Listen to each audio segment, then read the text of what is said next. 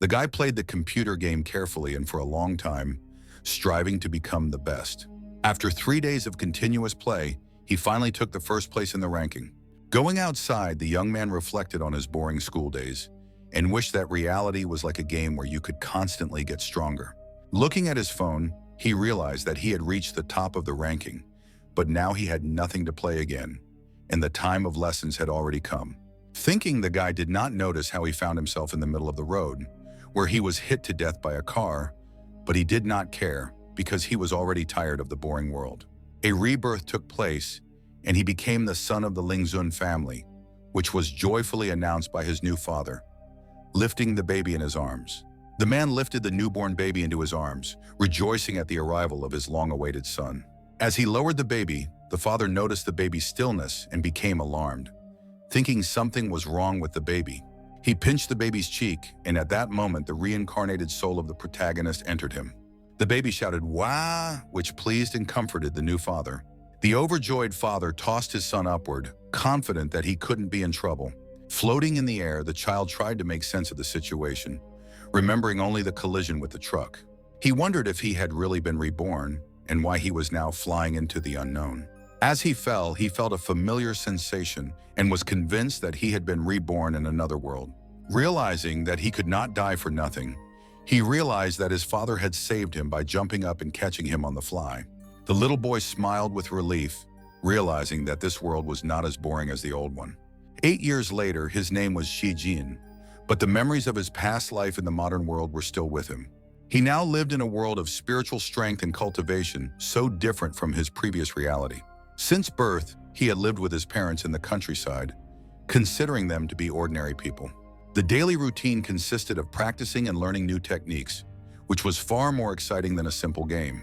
Cultivation allowed one to become stronger, and there was nothing more exciting to a young boy.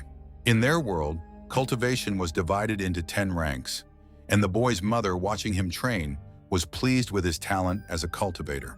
Knowing his mother's achievement, Sijin calculated that it would take 80 years to reach rank 10 through normal means. Getting frustrated, he decided to look for unconventional strengthening methods to shorten his cultivation time.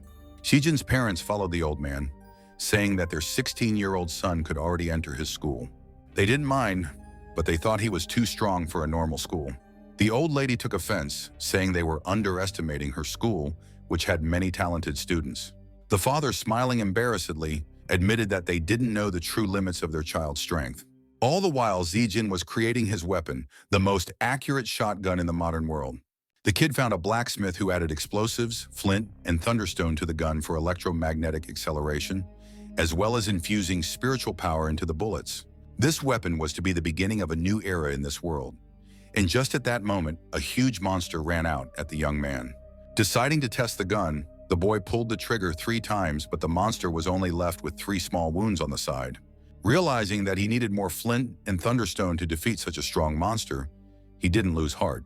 He decided to use a homemade grenade made of flint. Pulling the pin with his teeth, he threw it right into the monster's mouth.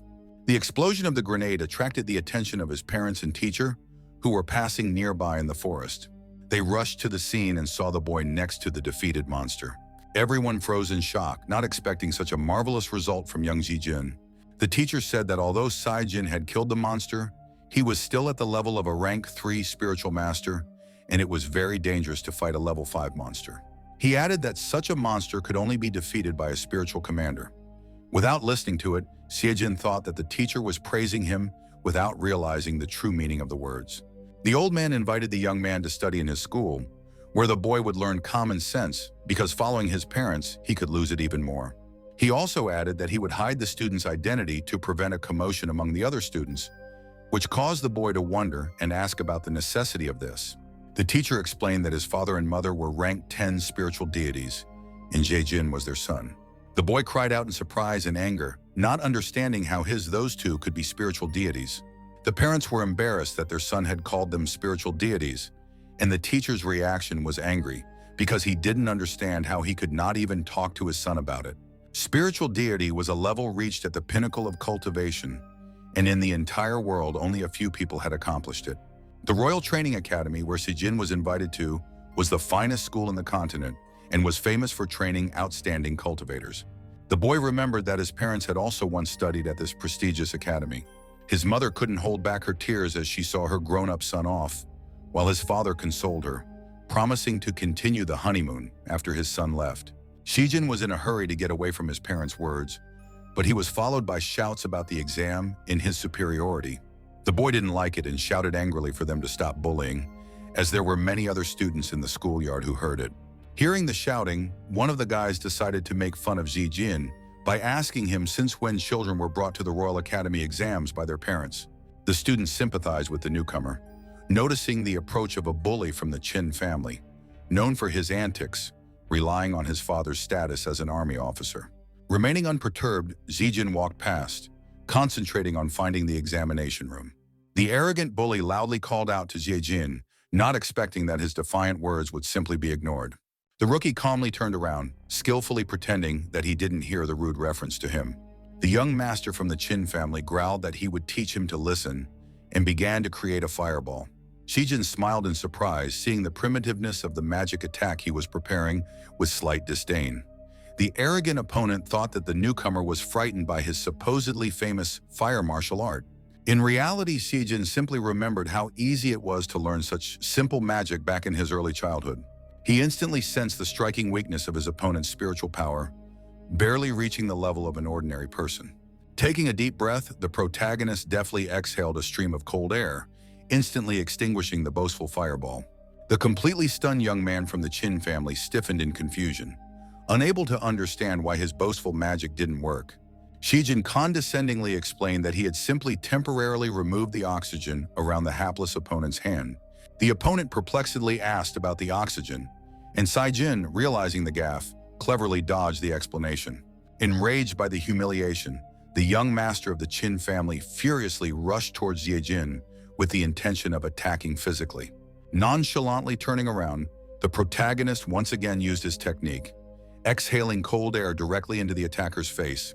The bully suddenly felt his breath catch, as if an invisible hand was squeezing his throat.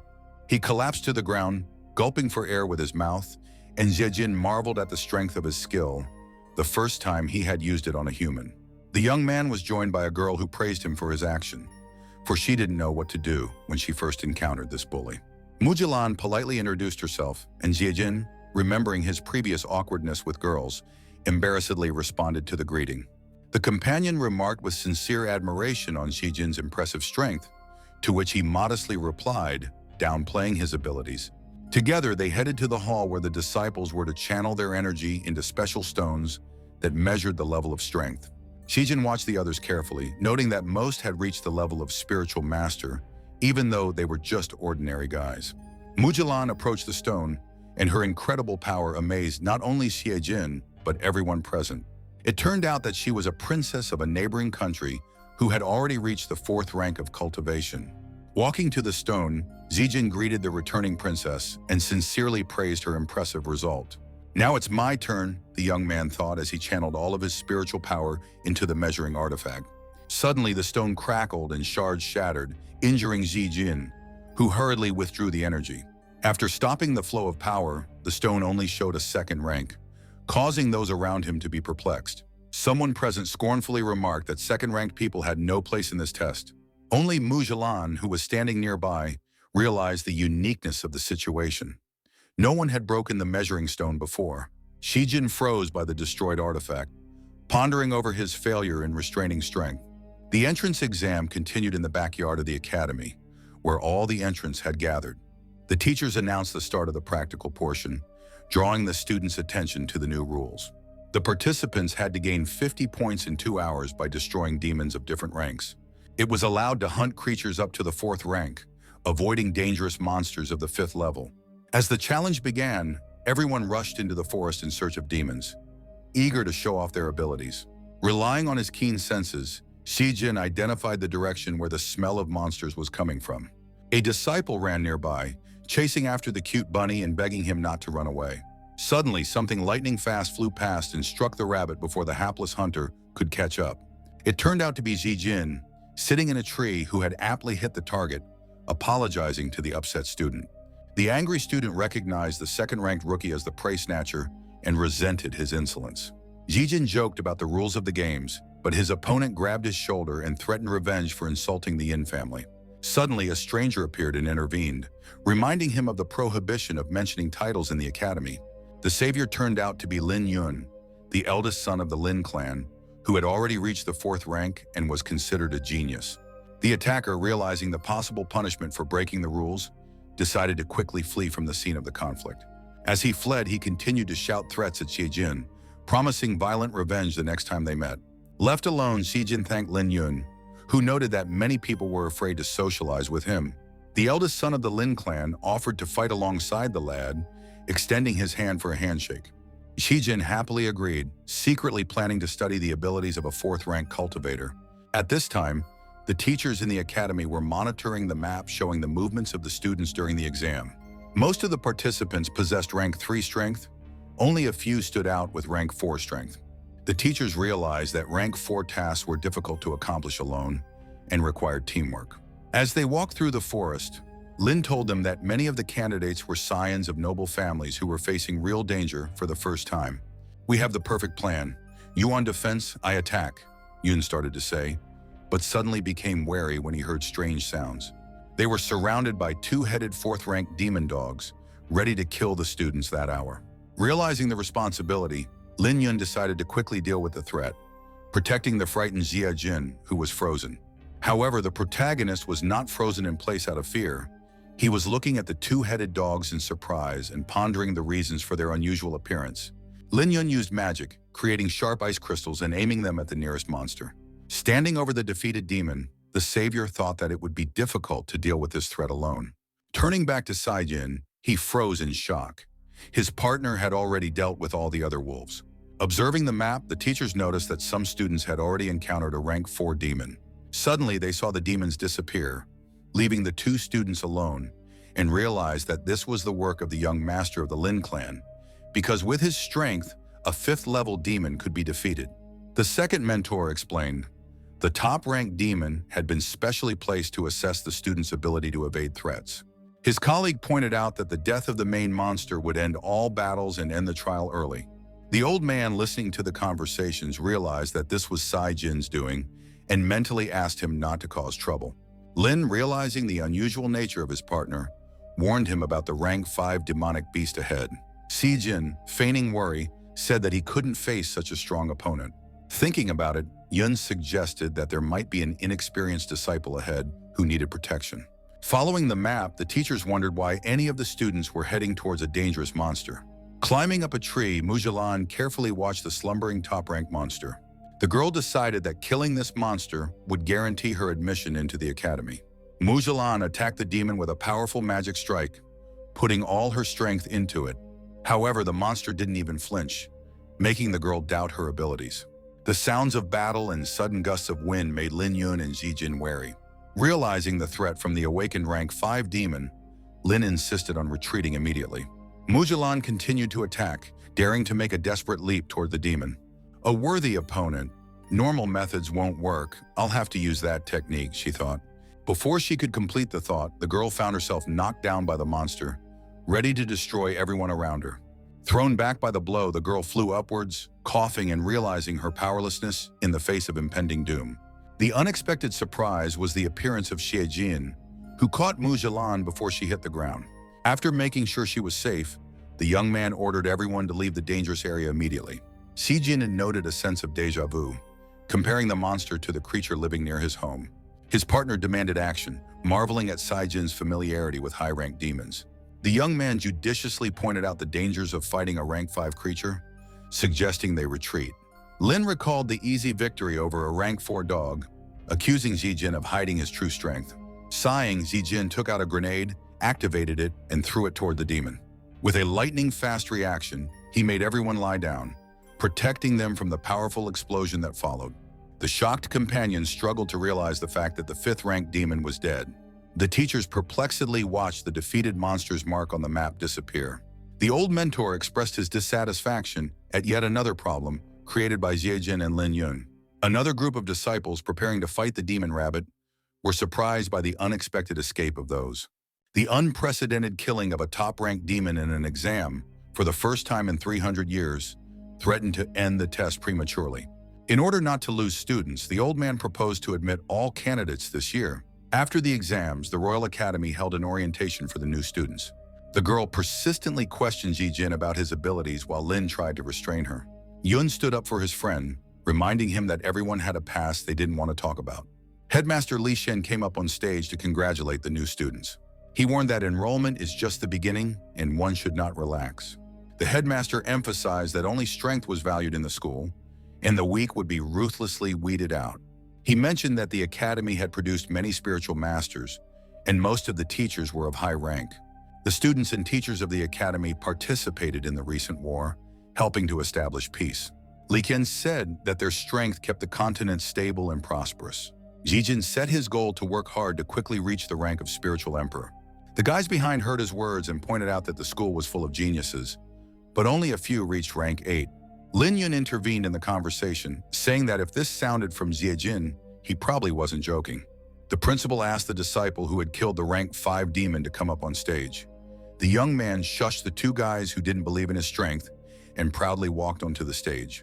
Lin pointed his finger at the main character, confirming that he was the one who had killed the powerful demon. The guys' faces changed and could only manage to utter a surprised expression. What? Jin walked up to the stage, stood beside the principal, coughed, and began to pick up the words for his speech. The character couldn't believe that he was afraid to answer in class before, but now he was speaking in front of everyone. He said that they were now classmates and should be friends and help each other develop.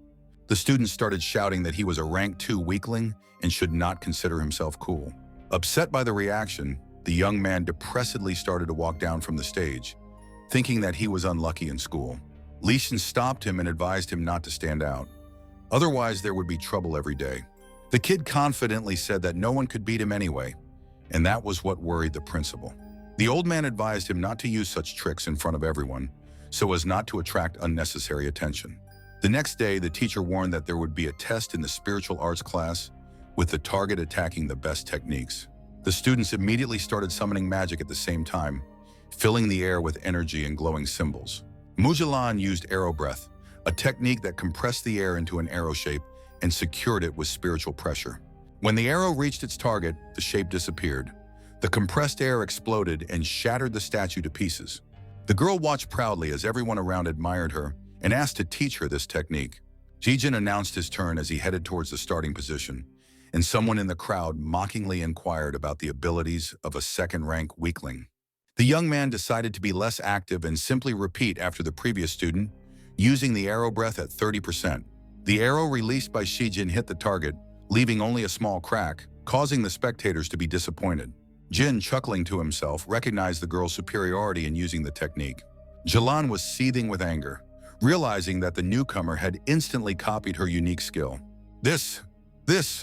Oh, that's crap, Jin muttered, realizing that he had accidentally unleashed his potential. The lesson ended and the guy decided to leave, thinking that learning spiritual arts in such a chaotic environment was a bad idea. A girl suddenly appeared behind a pillar, making Jin flinch and contemplate running away. Attempting to run away but quickly tiring, he inquired about the reason for her persistent pursuit. The girl insisted on explaining his unexpected abilities demonstrated in class. The young man offered to discuss it tomorrow, citing important matters, but she couldn't understand what could be more important. It turned out there was a sale on Taobao, where all necessities were 10 yuan each. The princess decided to go to the market with him, squeezing through the crowd, and the guy was perplexed as to why she had come to a poor man's sale. The girl said that although she was a princess, her country was no richer than this one, so she asked to be treated like an ordinary girl. A sudden strong push in the crowd sent the confused girl straight into the arms of the surprised Ji-jin. She involuntarily pressed her breasts against him, causing the young man to feel pleasant excitement and a rapid heartbeat. Closing his eyes, Jin enjoyed the unexpected closeness, trying to hide his embarrassment. The embarrassed girl apologized for the collision, trying to pull away, but Jin, hiding his excitement, assured that everything was fine. Finally, a vendor appeared in front of them, and they, not holding back, started ordering everything. The princess took a soft sheep, which reminded her of her homeland, where there are many nomads with endless pastures. She described the beauty of the night sky, the reflection of the moon in the lakes, and the light wind swaying the grass in the steppe. Watching the princess holding the toy, Shijin asked if she missed home, but the girl couldn't answer. After giving the sheep to the vendor, she asked for a cultivation talisman, surprising her companion. The young man wondered why she didn't buy everything she needed for training. The princess explained that this money was earned by people's hard work, so she couldn't squander it unless she earned it herself. Like a true gentleman, the guy took all the purchases and carried them himself, feeling pathetic shopping with his non-existent girlfriend. Walking through the forest, the girl noticed 2 stumps and offered to rest. The young man happily agreed, threw his purchases on the ground, and asked why the princess didn't want to get stronger, surprising her with the question. The princess explained that her small country depended on the support of strong powers, realizing her role as a political tool through a potential marriage. The girl expressed her hope for the opportunity to protect her nation by becoming a spiritual deity. She confessed that Saijin's words about achieving the highest rank inspired her despite the seeming impossibility. Shijin suddenly turned away from the girl and started rummaging through the shopping, looking for something. He pulled out a toy sheep, held it out to the princess, and suggested that they train together in the future.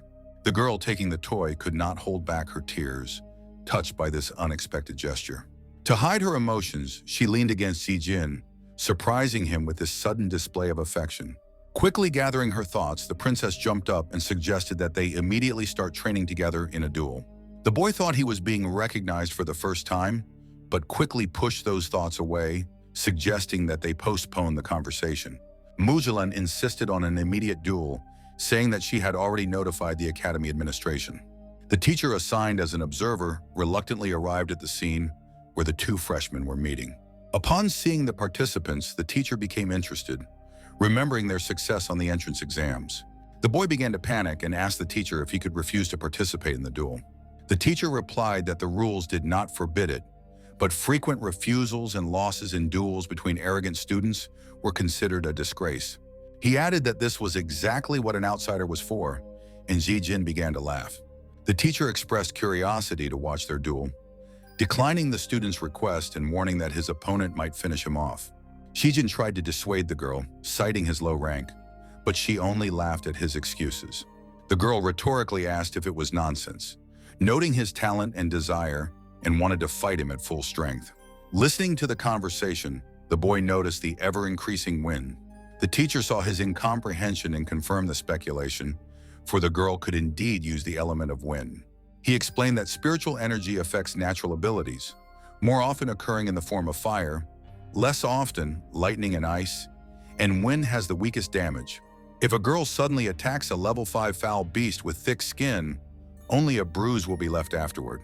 However, the force of the wind was more than enough to mess up a person's body, and the guy felt the wind pass over his arm, leaving a strong cut. Jijin grabbed the wound, not realizing when the princess had time to do this. The teacher pointed out that despite the low damage, wind attacks were hard to predict. He added that due to the underestimation of this element, the tactics for dealing with it were poorly developed. Apparently, the princess already understood exactly how to fight using this element. The young man created a shield in an attempt to protect himself from the attacking wind, but the air in the attack was dense and fast. It was hard to see. Jijin realized that he didn't have time to use defensive techniques against the opponent's swift attacks. The girl pondered mysteriously that victory was hers, and there was no way her opponent could win no matter what he did. Seeing Jijin turn to flee, Mujulan suspected that he would resort to trickery again, remembering the strange item he had used against a rank 5 demon. The student, remembering his promise to the headmaster, decided not to use any unusual techniques and ran towards the girl. Mujulan, noticing Zijin's approach, applied the dragon cyclone technique, creating a huge vortex. The young man abruptly froze in front of this phenomenon, not understanding its nature and scale. The teacher wondered how the princess was able to use a rank 6 technique on such a scale with only a rank 4 technique. It turned out that the girl had skillfully manipulated the wind, creating only the visual effect of a powerful technique. The mentor said that it was so simple and for diversion, then threw a pebble directly into the center of the vortex. Right in front of the stunned young man, something inexplicable and frightening began to happen in the center of the vortex. Shijin drew his sword and easily deflected the blow, astonishing the teacher with his swordsmanship. The teacher couldn't believe his eyes that the student had used his sword to repel the attack, and didn't regret the decision to be the observer of the entertaining fight. Next, the teacher saw the girl's excellent use of the wind element and the boy's mastery of the sword. The opponent angrily asked if the opponent thought of opposing her using only a sword and underestimating her. Shijin confidently stated that he had figured out Mujulan's tactics and would be able to stop any number of her strikes with just one sword, challenging her to come up with something new. And so it happened. The young man fought perfectly with his sword against the element of wind, moving instinctively and ahead of his consciousness. The teacher noticed that after the student picked up the sword, his indecision disappeared, and the teacher could not understand how he had learned to control the weapon in such a way. Such excellent swordsmanship was a credit to the boy's father, who had taught him the basics of swordsmanship from infancy. Jijin was happy about it because a real man should be able to wield a sword, and the longer he was in this world, the more he liked it. His father had told him that the sword was an extension of the hand, but they were not exactly alike, as the weapon had blades for chopping, cutting, stabbing, and piercing. To his son's perplexed question about special techniques, the father answered in the negative, emphasizing the importance of practice, which made the boy question his parents' strength and teaching methods. The father tried to cheer up the frustrated son by offering to practice together without special techniques, but the self-confident child decided to develop fencing techniques on his own. When the father said he was about to attack and asked if the boy was ready, he readily agreed. But when Dad accelerated and attacked, there was fear and shock on the boy's face. After the battle, the defeated and tired child sat on the ground. It seemed that his father wanted him dead, for he was covered in scratches. The mother, seeing her exhausted son on the ground, reprimanded her husband for his cruelty, but he explained that he had to be stricter because of the boy's stubbornness during training. From the age of 6 and for 10, Saijin practiced fencing in all kinds of bad weather, and he enjoyed it more and more every day. It was his father's lessons that prepared Zijin to withstand Mujulan's wind attacks. The young man said that it was his turn now, and rushed forward with a punch at his opponent. He realized that he only needed to get close, and when he was quite close, he jumped up and swung his sword, asking how she would be able to repel this blow. The princess was not confused and immediately used the 4th-rank technique, Arrow of the Gods. The teacher got a little upset and said that the guy's iron sword wouldn't be able to withstand the princess's strike, so they needed to stop them before anyone got hurt. The student swung his sword using the 1st-rank Thunderstrike technique. The teacher froze in place, looking surprised at the fight, even forgetting about wanting to stop it. The fact was that the young man had aimed his sword at the Arrow of the Gods and had even managed to hold it for a while. Still, he managed to defeat the wind attack at the cost of destroying his own sword. Approaching the girl, the boy offered a draw, considering the result of the duel impressive. In response, he only received a fist strike to his chin and flew slightly off the ground. Falling at his teacher's feet, Zijin heard Mujulan's confirmation of Mujulan's victory. Getting up, Zijin asked Mujulan about her aspiration to be the best. The girl rebuked him for being inattentive, claiming that in a real battle, all means are good. Mujulan hurriedly left, unwilling to continue the conversation after the winner was announced. The young man was puzzled by Mujulan's behavior, but the teacher came over and explained that according to the custom of the country, a girl of that age must agree to marry a man if she loses to him in a fight. The hero was shocked by the corrupt customs, but the teacher encouraged him and asked him with a smile if he regretted losing, because if he had been more careful, he might have already had a wife. Leaving, the tutor said that the princess also did not seem to be very interested in the guy, but hastened to remind him that study is more important than early love. The next morning, Zijin and Mujulan met, and the young man suggested they go to class together, to which the girl agreed. On the way, they talked, and the princess admitted that at first she thought he would only resort to strange techniques, not expecting a masterful swordsmanship. Classmates discussed the pair in surprise, spreading rumors about Zijin's accidental victory over the undead and his entry into the academy by Blatt. Shijin walked by, keeping a nonchalant expression on his face and pretending not to hear the angry gossip. The surprised princess asked how he could walk so calmly and if he really didn't care about what was being said about him. The guy really didn't care, as he was used to it, because he was always treated like that in school before. But now, having become stronger than them, he doesn't care about their opinion. The girl said that if she didn't know him, she would have thought that he looked like Qi Zheng and couldn't resist slapping him, after which they laughed. As they continued on their way, they heard some guy making a girl named Limbo bow in greeting. Gaochen accused Limbo of not wanting to socialize with them, but the girl parried that he couldn't hurt her at school. The young man assumed that it was their classmate Limbo, and she was in trouble. Lin Yun, who came up behind the friends, explained that Gao Chen was the eldest son of the Gao family, and Lin Bo's family could be said to be an offshoot of them. After hearing about the oppression of the Lin family due to his swordsmaster father's illness, Shijin decisively intervened and called his friend to join. Lin Yun was against it because the relationship between aristocrats is very complicated and it would be uncomfortable for him to interfere, but promised to support if necessary. Mujulan called Lin Yong hypocritical, and Shijin, stretching his arms, resolutely headed out to deal with the offenders. As he approached the group, the hero drew everyone's attention, calling for the bullying to stop and reminding them that hurting a girl was a disgrace for a mature guy. Gao Chen arrogantly brushed aside the interference of the second-ranked brat, causing a heated discussion among those present, shocked at the audacity of confronting the eldest son of the Gao family. Enraged, Gao Chen roughly grabbed Ling Bo's arm, yanking it sharply, and ordered the brat to immediately get away. Seeing such cruel behavior with the girl, Shijin ordered him to get his filthy hands off her before he broke them.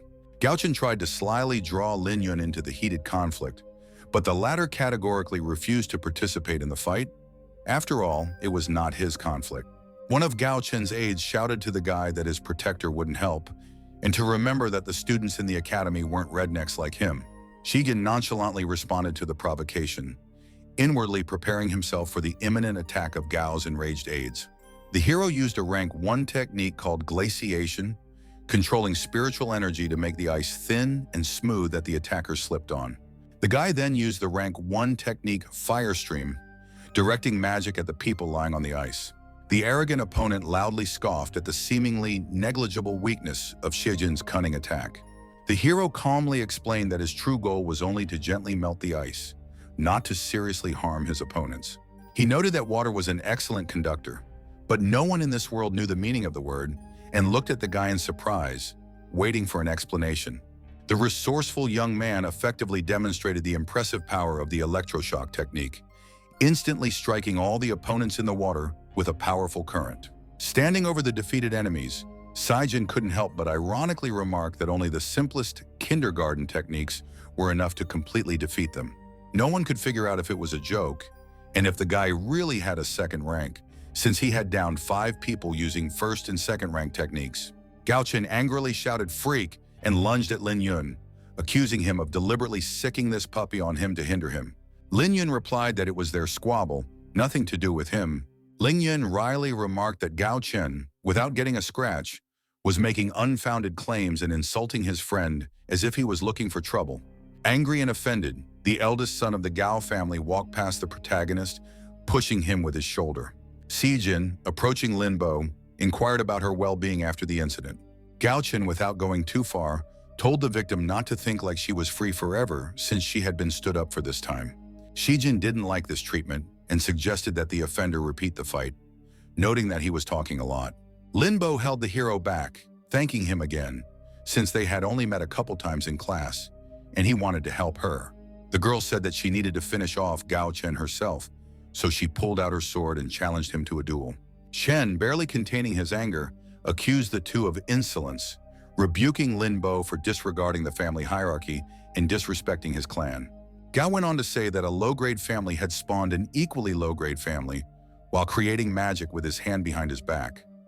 Lin Yun saw this in time and shouted to Shijin and Limbo to be careful. The eldest son of the Gao family shouted that people like them had no place among the living and attacked the guy and girl in front of them. Lin Yun said that things were bad because this family used unusual fire in their techniques that was stronger than normal fire, but the princess called it a trifle. Mujulan had met many amazing swordsmen, so when she saw Limbo's posture, she realized that she was much stronger than Gao Chen. Not only was the girl able to repel the attack, but she also decided to attack her opponent. However, her victory was hindered by a strong rank 7 breathing technique. When the protagonist realized that Limbo was in danger, he couldn't stand by and rushed to help. Once on the ground, they did not see the old man walking towards them, who was using rank 7 magic, wanting to kill Limbo. As they approached, the man attacked the girl with powerful magic, confirming his hostile intentions. The young man borrowed Limbo's sword, preparing to resist the blows of the dangerous old man. Jin said that strong flames needed wind and began to swing his sword, but his attempts were futile, for the fire was too great and his strength was lacking. The old man doubted that the village lad would have anything to oppose him, calling him too arrogant. The hero explained that he had deliberately provoked the enemy, waiting for the moment when the flames would cut off the paths of retreat. When the flames almost engulfed the young man, he straightened up and threw a grenade with the pin pulled.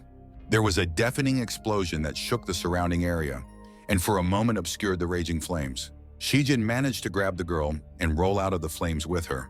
Upon seeing them, the princess and Lin Yun ran up to them, worried about their condition. The guy was fine, but the blast wave was too strong, causing Limbo to lose consciousness. Lin Yun, unable to hold back, angrily demanded an explanation from Gao Qijin. The disciplinary committee teacher, who was Gao Qin's uncle, replied that he was in charge of discipline in the academy and should teach the troublemakers a lesson. Shijin assumed that the teacher was abusing his position by covering for his nephew. The young man menacingly asked if he wanted to teach him a lesson, because in his opinion, it was the teacher who was causing trouble for people. The indignant mentor's veins swelled, and he interrogated what the student had said. Gao Qin approached his uncle, whom he hurriedly sent to class, saying that it was none of his business. The hero accused Gao Qin of attacking Limbo, rebuking the teacher for being biased and trying to avoid responsibility. The people around him understood the wrongdoing of the mentor, but did not dare to say anything, and after Sai Jin's statement, they looked at him from a different perspective. As they were leaving, the teacher said that in order to duel, they had to formally submit a request in the presence of a witness, which they didn't do, so he stopped them. The young man angrily objected that the nephew had raised his hand to the girl first, and if anyone needed to be stopped, it was him. After all, the teacher had almost killed Limbo. The teacher angrily replied that if he wanted to kill her, the rookie would not have been able to stop him, and calmly walked away, hoping to repel the blow. Gao Qin, standing beside his uncle, told the young man to stop embarrassing himself and promised to talk to him next time. The hero shouted in "next time" and summoned magic, preparing to attack. Gao Qijin fearfully asked what the man was up to and tried to create a defense against his magic, but realized that even an instantly used technique wouldn't be enough. The teacher couldn't believe that he didn't have time to react to the weakling's strike while possessing rank 7. His nephew cried out fearfully, seeing that his uncle was clearly losing the fight. Qijin swooped down on the guy with the sword, knocking him back with a blow, and offered to find out who was better. Once free, the uncle gathered himself to help his nephew by shouting that the brat was finished. But the young man didn't give up. He pulled the caps of 3 grenades simultaneously, preparing for a decisive throw. The teacher shouted again about the end of the student as he turned around and sharply threw his secret weapon at him. They did not have time to explode as the principal came to the rescue and disarmed them with magic, for otherwise the educational building would have to be repaired again. In addition to disarming the grenades, he also decided to disarm the teacher, who was clearly out of line, by grabbing his arm and preventing him from hitting the student. The principal said that out of respect for the teacher's grandfather, his good friend, he would not remove him, but he would suspend him from the disciplinary committee. After dealing with the situation, Li Shen called out to Jiejin to follow him. The obedient disciple went, before turning to his friends and asking them to take care of Limbo. The old man turned to Gao Cheng, ordering him to return home, think about his behavior, and wait for a message about being able to return to his studies. The student was angry with the hero, but did not dare to do anything about it, fearing a harsher punishment. The hero accused Gao Chen of attacking Limbo, rebuking the teacher for being biased and trying to avoid responsibility. On the way to the office, the headmaster turned to the student walking behind him and said that the trinkets were quite interesting, asking him to keep them for study. The young man was pleased at the principal's interest in his homemade weapon, but asked to keep it a secret. The headmaster asked how the young man planned to escape the explosion, but he admitted that he was prepared to die in battle. Suspecting something wrong, the principal began to speculate about the reasons for the conflict, and Jie Jin was afraid of revealing too much. On the other hand, he didn't want to lie, but he was just about to tell the truth when the old man took him by the shoulder and said that everyone had secrets, and it was okay if he didn't want to reveal them. The old man grinned and asked if the young man was gathering a harem, since everything was leading to the guy dating Mujulan, but he stood up for Limbo. The guy explained that he just hates it when someone is bullied and the rest of us do nothing. He said that he used to be cowardly and distrustful, seeing a lot of injustice in the world, but being weak and timid, he couldn't change anything.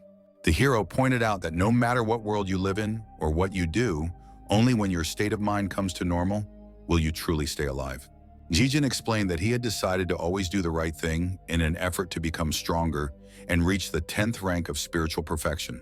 Leaving the principal's office, Zijin felt extremely tired, puzzled as to why he had so many problems on his first day of school. The guy was frustrated that he couldn't just spend time with his friends, go out with someone and enjoy school life, and yet the principal was also looking out for him. Recently, Lishan reminded him of his special status, asking him not to disturb others and to take care of school property.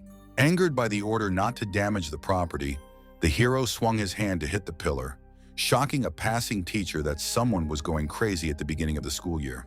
The young man saw the pros of studying at the school, striving to reach the level of Mujulan and Lin Yun on his own.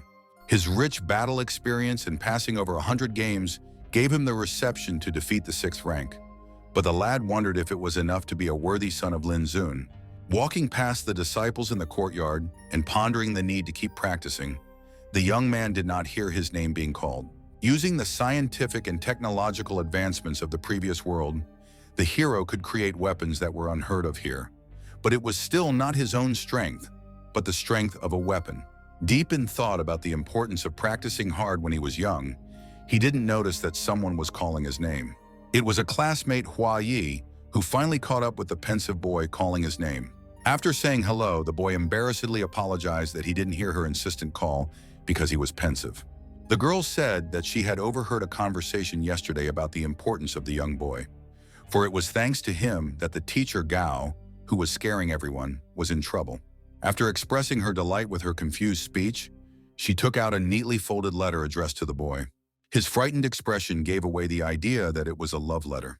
Hua Yi, slightly shy and blushing, held out the envelope with trembling hands and quietly asked him to take it. After fulfilling the request, the girl calmly went about her business. Watching the departing classmate, the guy closed his eyes with pleasure, realizing how many beauties in his group. The teacher interrupted the young man's dreamy mood, reminding him about the class and suggesting that the letter could wait until recess. The teacher also mentioned that it wasn't necessarily a love message, but could be a challenge to a duel, and the boy, realizing the logicality, decided to take a look.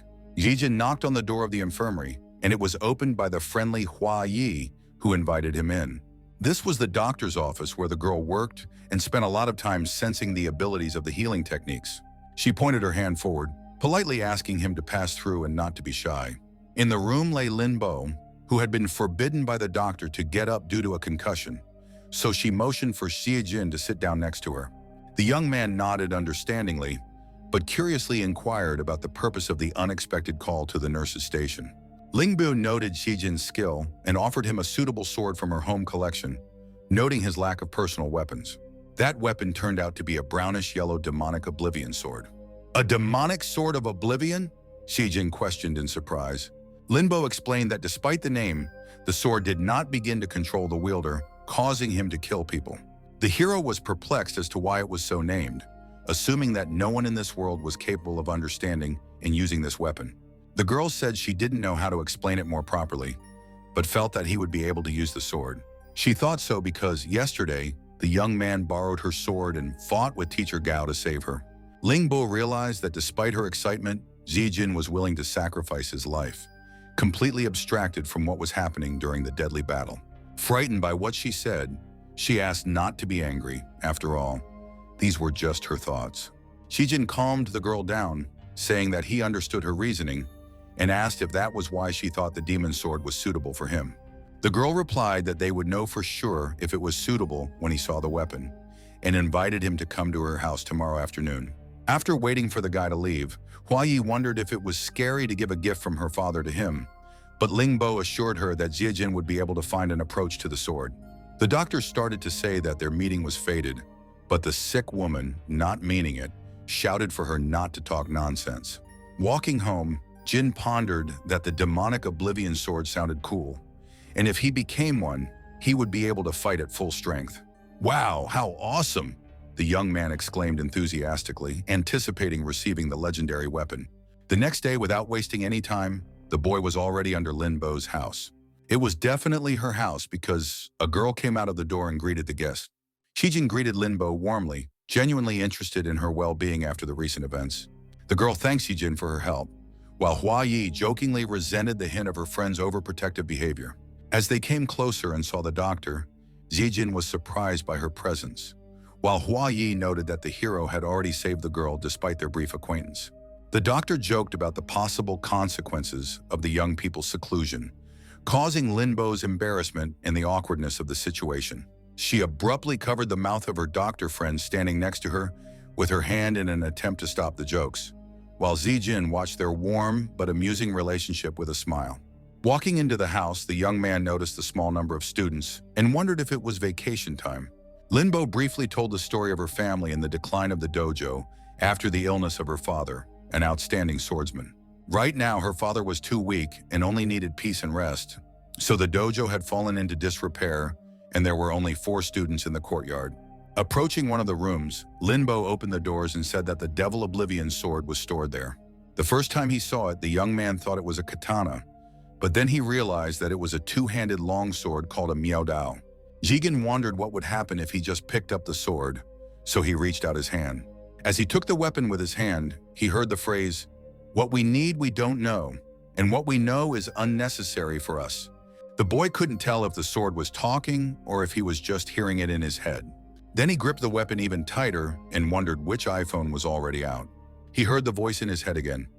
"First you quote Faust and now you're asking about the iPhone?"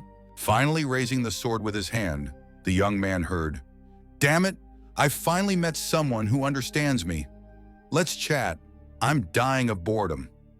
A look of fear appeared on the guy's face, and he thought that this wasn't cool at all. The girls watched the guy talking to the sword, and one of them said that the setting wasn't that mysterious and he would be fine. The young man was holding a weapon that kept asking him questions about his background, expenses, annual salary, and availability of winter and summer vacations. Unable to stand it, he shouted that he'd had enough. They weren't right for each other, and put the sword back down. Blade asked for just one question and asked if the guy was planning to gather a harem, because then he was definitely with him. Shijin turned around to the girl standing by the exit and said that despite being hospitable, he was not good at wielding this weapon. Even after walking out the door, the hero continued to hear everything the sword was saying and wondered if it had Bluetooth. The farther Zijin moved away from the sword, the fainter and more intermittent the mysterious signal became, gradually quieting down in his head. The young man curiously asked Limbo where and under what circumstances her father had acquired this unusual sword.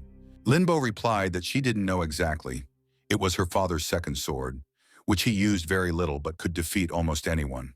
The conversation was interrupted by someone's voice asking if she was bragging and suggesting that her father go for a walk if he was so cool.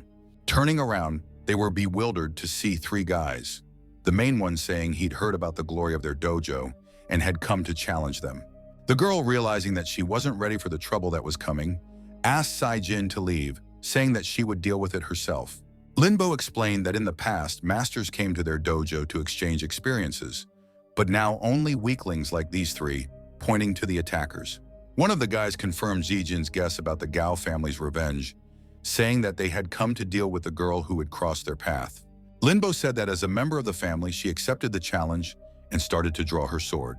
But Zijin stopped her, suggesting that these weak henchmen had come to ferret out their abilities, and offered to help deal with the scum as the girl was not yet fully recovered. The brigands started shouting that he was talking nonsense and would now learn the power of their swords, asking him to show what he himself was capable of, after which the 3 of them swarmed at him. Setting up, the hero drew his sword and, using the streaming wound technique his father had taught him, scattered everyone.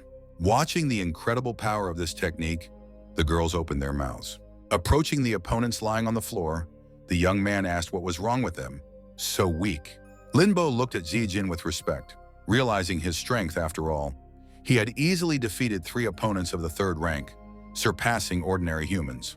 The guy reflected that in this world, ordinary people were outnumbered, while in his previous world, they would be considered artificial warriors, and there they would have defeated him. Still sitting by his defeated opponents, Shijin slapped one, telling him to wake up and stay awake. Grabbing the clothes of the awake opponent, Shijin found out that they were hired by the Gao family, but they don't know the specific customer, hearing only pleas for mercy. Some warrior standing nearby said that this time they had really hit a nerve with the Gao family, and now this old dojo was unlikely to survive for long. Lingbo shouted, "Lu Xiao," calling him a traitor and asking how dare he come here. The man replied in a friendly manner, Why would she do that since he was her father's disciple, and came back to see how they were doing since the dojo might close down? Lu Xiao cynically offered to shelter Limbo and her father if the dojo closed, putting the old man in a barn and making the girl his concubine maid. The former student of the dojo noted annoyingly that this guy must be a new student, since he was fighting at the drop of a hat when he saw Xi Jin running at him with a sword. Lu Xiao, confident in his superiority, easily broke the sword of the attacking Xi Jin, and now stood there, pointing the tip of his weapon directly at the face of his disarmed opponent. The young man had many ideas on how to overpower his opponent, but there were a few things he needed to do first. He demanded compensation for his broken sword before continuing, and tried to push back his opponent's blade with the remnants of his weapon. Xi Jin was upset about the second broken sword, but took comfort in the fact that Lin's sword was intact, believing that only one of his blades had been broken so far. Lu Xiao laughed, noting that only this decaying dojo had such an interesting guy. Continuing to laugh, he hid his sword and introduced himself as the oldest of the dojo's fellow students, who had long rebelled against his mentor. Xi Jin proudly introduced himself as a student of the prestigious Royal Academy, hoping to impress. Lu Xiao warned that by going against the Gao family, Limbo would get no help, and to keep the dojo, must participate in next week's tournament and win it. The girl angrily inquired if he had come just for that statement. The opponent replied that he originally wanted to end the place, but now he sees that it's not all that hopeless, and advised her to ask her boyfriend to participate in the tournament instead. Xi Jin and Limbo blushed, barely being able to pronounce the words, while Hua Yi laughed at the word boyfriend and called the gentleman straightforward. Still blushing, the girl apologized for her friend's inconvenience, and the latter apologized for the broken sword. She said that the sword, though not bad, was inexpensive, and it had served her well, so she wasn't sorry it was broken. The young man asked what kind of sword this Lu Xiao had and why it was so sharp. Limbo narrated about her father's first sword, cicada singing, that left the dojo unprotected except for the Devil Oblivion sword, and the young man wondered about the possibility of mastering that weapon again. The girl didn't want to involve her friend in all of this again, for she was already grateful for his willingness to help. She had long been prepared for something like this, and if he was able to control the sword, she would ask the favor of overpowering Lu Xiao to help her out once more. Upon reflection, Limbo said that it was very selfish and asked her friends not to see her off. After all, they would see her tomorrow at school.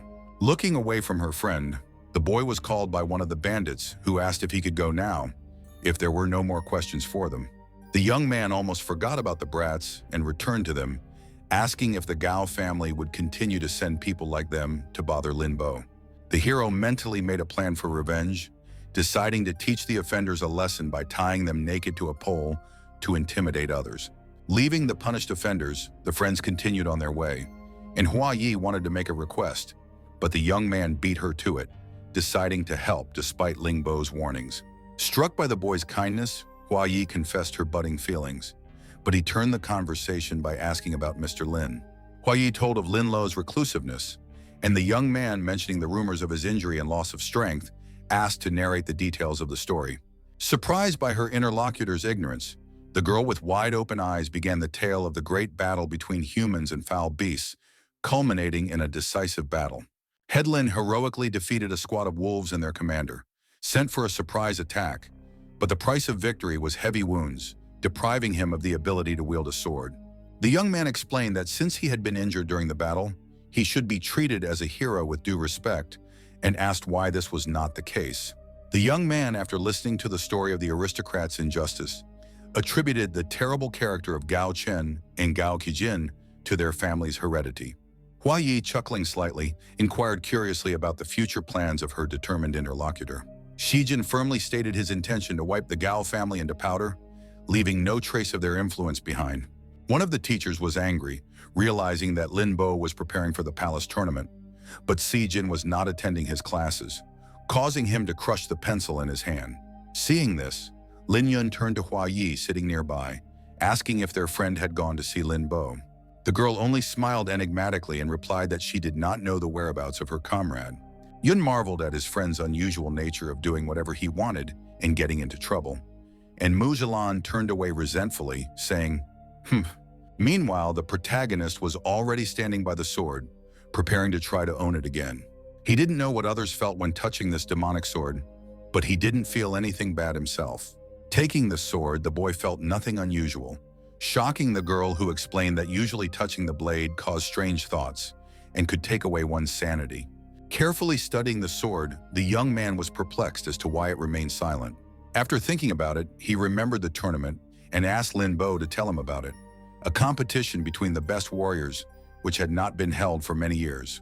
The girl talked about the two equal schools, martial arts and spiritual practices, noting that warriors develop physical strength and mages develop spiritual strength, achieving different effects.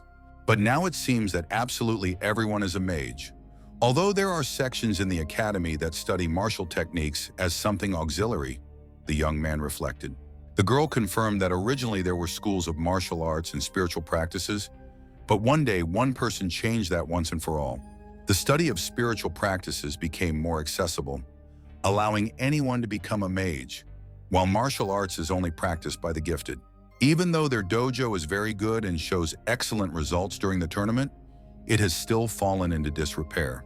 The young man asked curiously about the man who had changed his attitude towards spiritual practices, to which the girl was perplexed and wondered where he had come from, not knowing such elementary things. The guy tilted his head in shame, thinking that his irresponsible parents should be blamed for this.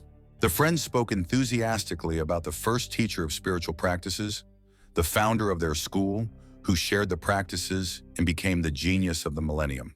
The boy was distracted by the sword speaking, stating their shared origins from another world. The blade quoted his famous saying, "I am very lonely," hinting at a deep philosophical meaning that Xiejin might not have realized. Hearing this, the youngster began to roar, suggesting that the sword was from the generation of the eternally sad. Limbo was startled by the boy's strange behavior, but he calmed her down, telling her that everything was fine. After calming down, the young man inquired about the reason for the sword's sudden talkativeness, who admitted that he wanted to keep quiet out of resentment, but couldn't help himself.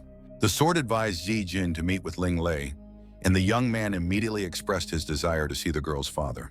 Limbo smilingly took Xiejin to her father, noting the necessity of this meeting for the Devil Sword's inheritance.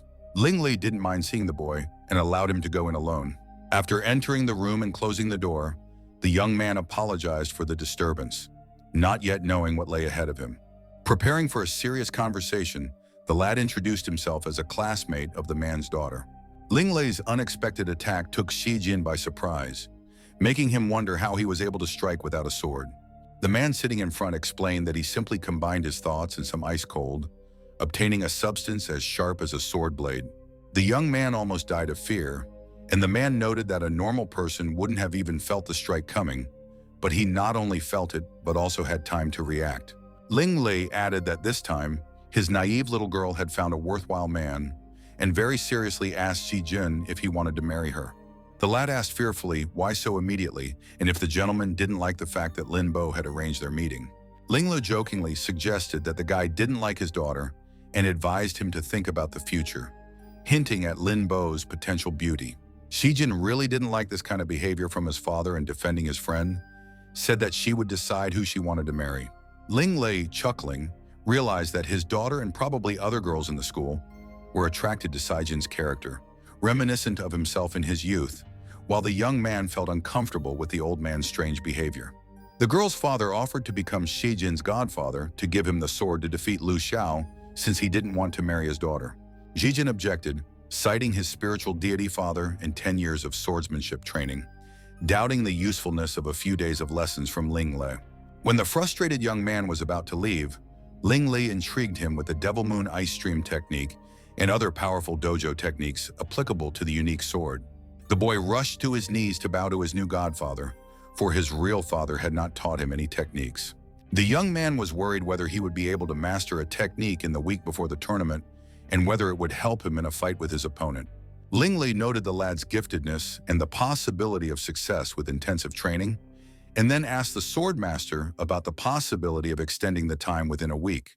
Xiejin put his hand on the blade, who replied that he didn't know yet himself because he needed to assess the guy's spiritual strength, but tentatively 1 year. Then the sword said, "Follow me," and said, "Bolabalami," from which the hero began to shout fearfully, asking what kind of spell it was. Suddenly finding himself in an unfamiliar place, Shijin learned from the sword that his soul had been transported to a subconscious dream world where a year could pass in a second of real time with a strong spirit. The hero enthusiastically remarked that it was just like the movie Inception, and that was what the sword meant. Ling Lelay walked through this city, marveling that is it really true that there were people who had crossed over to their world from this one? Shijin asked Mr. Lin in surprise how he ended up in this strange dream world. The latter replied that it was a convenient sword ability, and not only would they have enough time here, but he would also be able to take the young man to the limit of his abilities. Ling Lelay explained that he couldn't hold a sword in reality, but it was different in the dream world, and added that the Devil Moon Ice Stream technique required a strong body, unsuitable for the fragile Limbo. As he began his training, Mr. Lin mentioned the effectiveness of individual lessons and mentioned revival in the event of death, which greatly frightened the young man. While thinking about this phrase, he was distracted and didn't notice the attack coming from behind. The hero shouted to the sword, asking if since he could create such a place, he could not bring some systematicness to the practice of swordsmanship. Lin Lelay sternly reminded that this was not a game, and the sword apologized for the lack of a regular exercise system, asking to respect established customs. An anxious Limbo was approached by Hua Yi and inquired about Shijin. The girls looked at the door of the room, hoping that the guy who had been there for the third day would now come out of there alive and unharmed. But they did not know that there was no one in the room, for they were in another world where the young man was all wounded and very tired. A whole and unharmed Ling Lelay, as if he was omnipotent, said that maybe he should stop chilling and resting, pointing at the guy. Coughing, the guy started begging the sword to help him at least a little and heal his wounds. It worked, and in the same hour, everything healed, and he stood up fully recovered, realizing that his father had been doing him favors in training, or else he would have died tens of thousands of times already. Standing up as if he had gained strength, the young man put his sword against his opponent, offering to fight again, because this time he would definitely defeat him. Mr. Lin was amazed that the young man, having died so many times, still had not lost his fighting spirit, because despite the unreality of what was happening, the feeling of death here was realistic. Anyone would have felt fear and tried to avoid it, but the enemy pondered whether it was possible to keep a cold heart and sober mind at his age, and more importantly, not be afraid of death. Deciding that it was time for a change of strategy, Ling Lelay used the final form of the Devil Moon Ice Stream technique. The guy watched with eyes huge with surprise, puzzled as to whether it was still only a swordsmanship. The man said that since Shijin already knew the technique, he offered to try to reflect the final form. Taking the sword, the young man began to try to counter the blows flying at him. This technique forces the body to reach the speed limit so that it does not affect the sword in any way and the person becomes one with it. Throughout his life, Limbo's father had honed this technique, gathering the power of the moon and stars. Directing a new attack at the hero, he asked what exactly Shijin wished for with all his heart.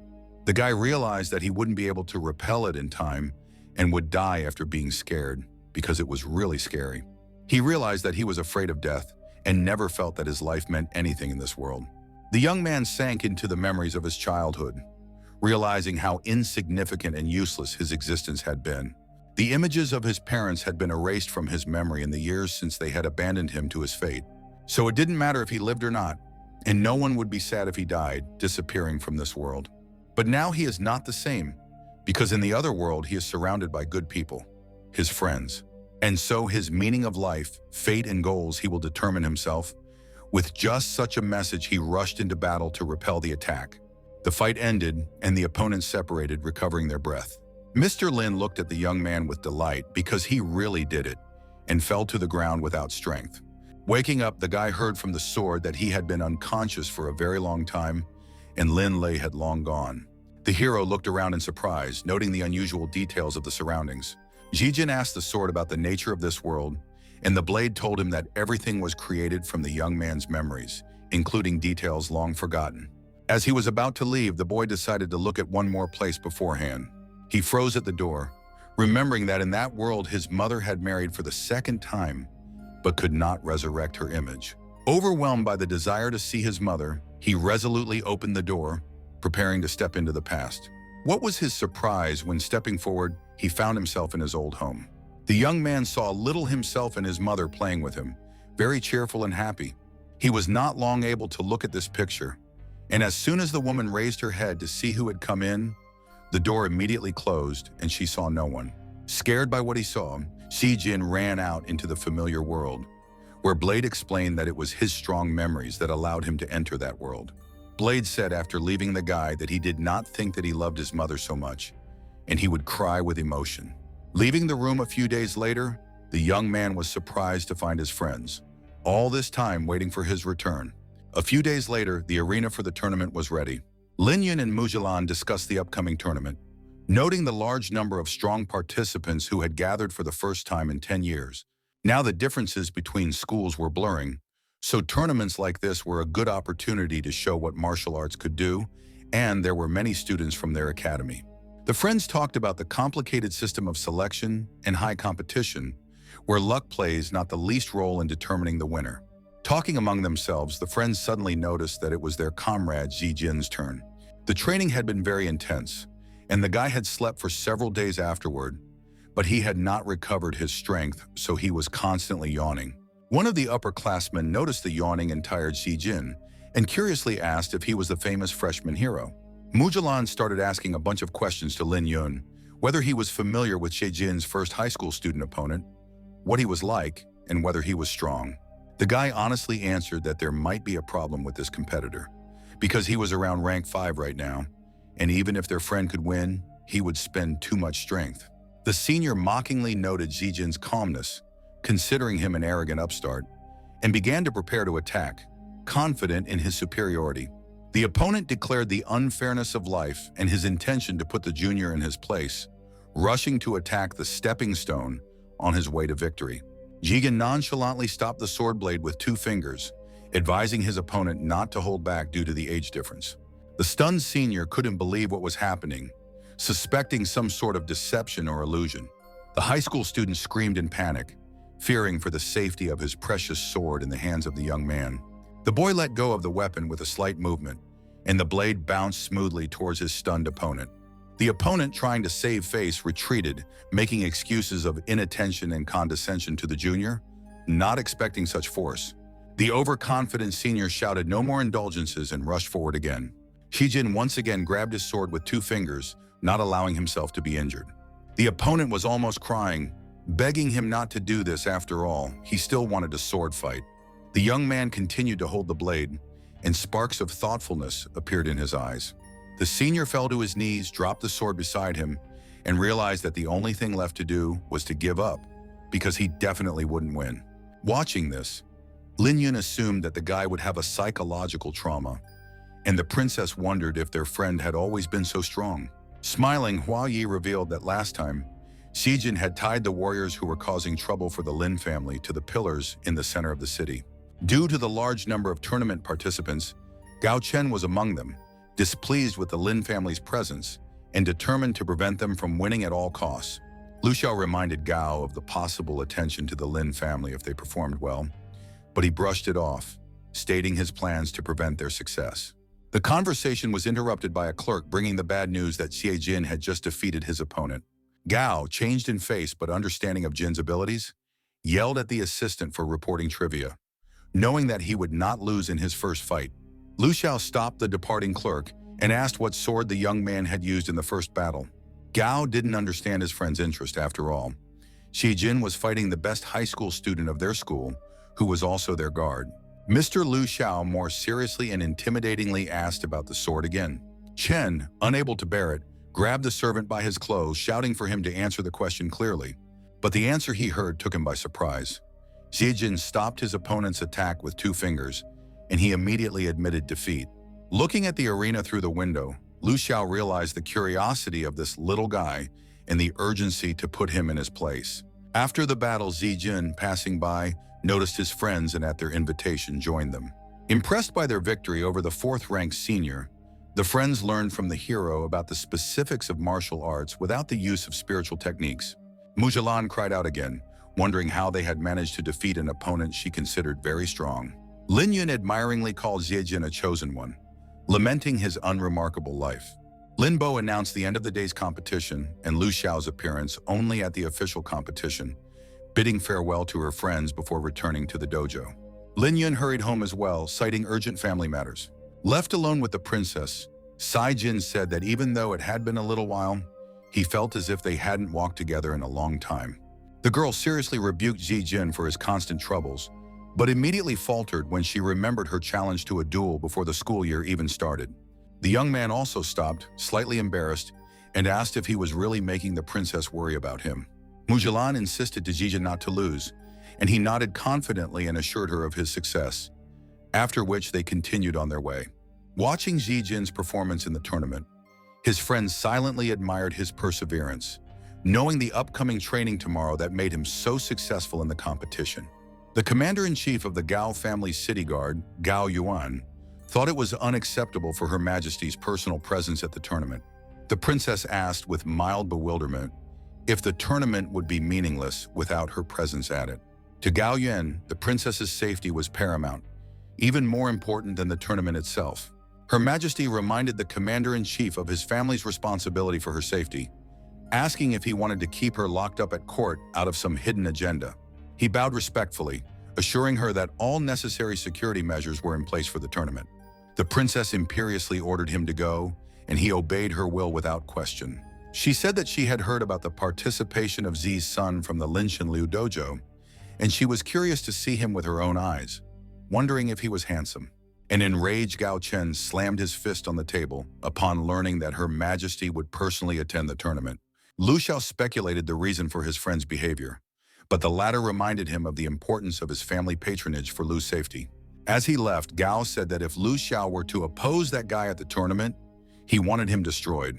Left alone, Mr. Lu noticed the beautiful day and the scenic spot, making his heart beat more frequently. In the evening after practice, one of the tournament participants, while returning home, noticed a suspicious following. It turned out to be an assassin sent by a mysterious gentleman to eliminate the participant.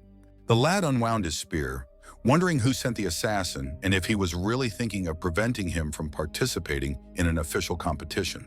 As he attacked, the stranger pondered the difficulty of sword versus spear combat, especially in a poorly chosen narrow alley with no chance to repel his attack.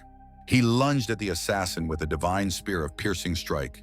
After quickly killing his victim, the assassin checked the list, noting that there were 13 more people left to eliminate, and hurried onward under the light of the bright moon. Early in the morning, Lin Yun rushed to Xie with the terrible news. Of the 16 participants in the tournament, except for him and Lu Xiao, the other 14 had been killed last night.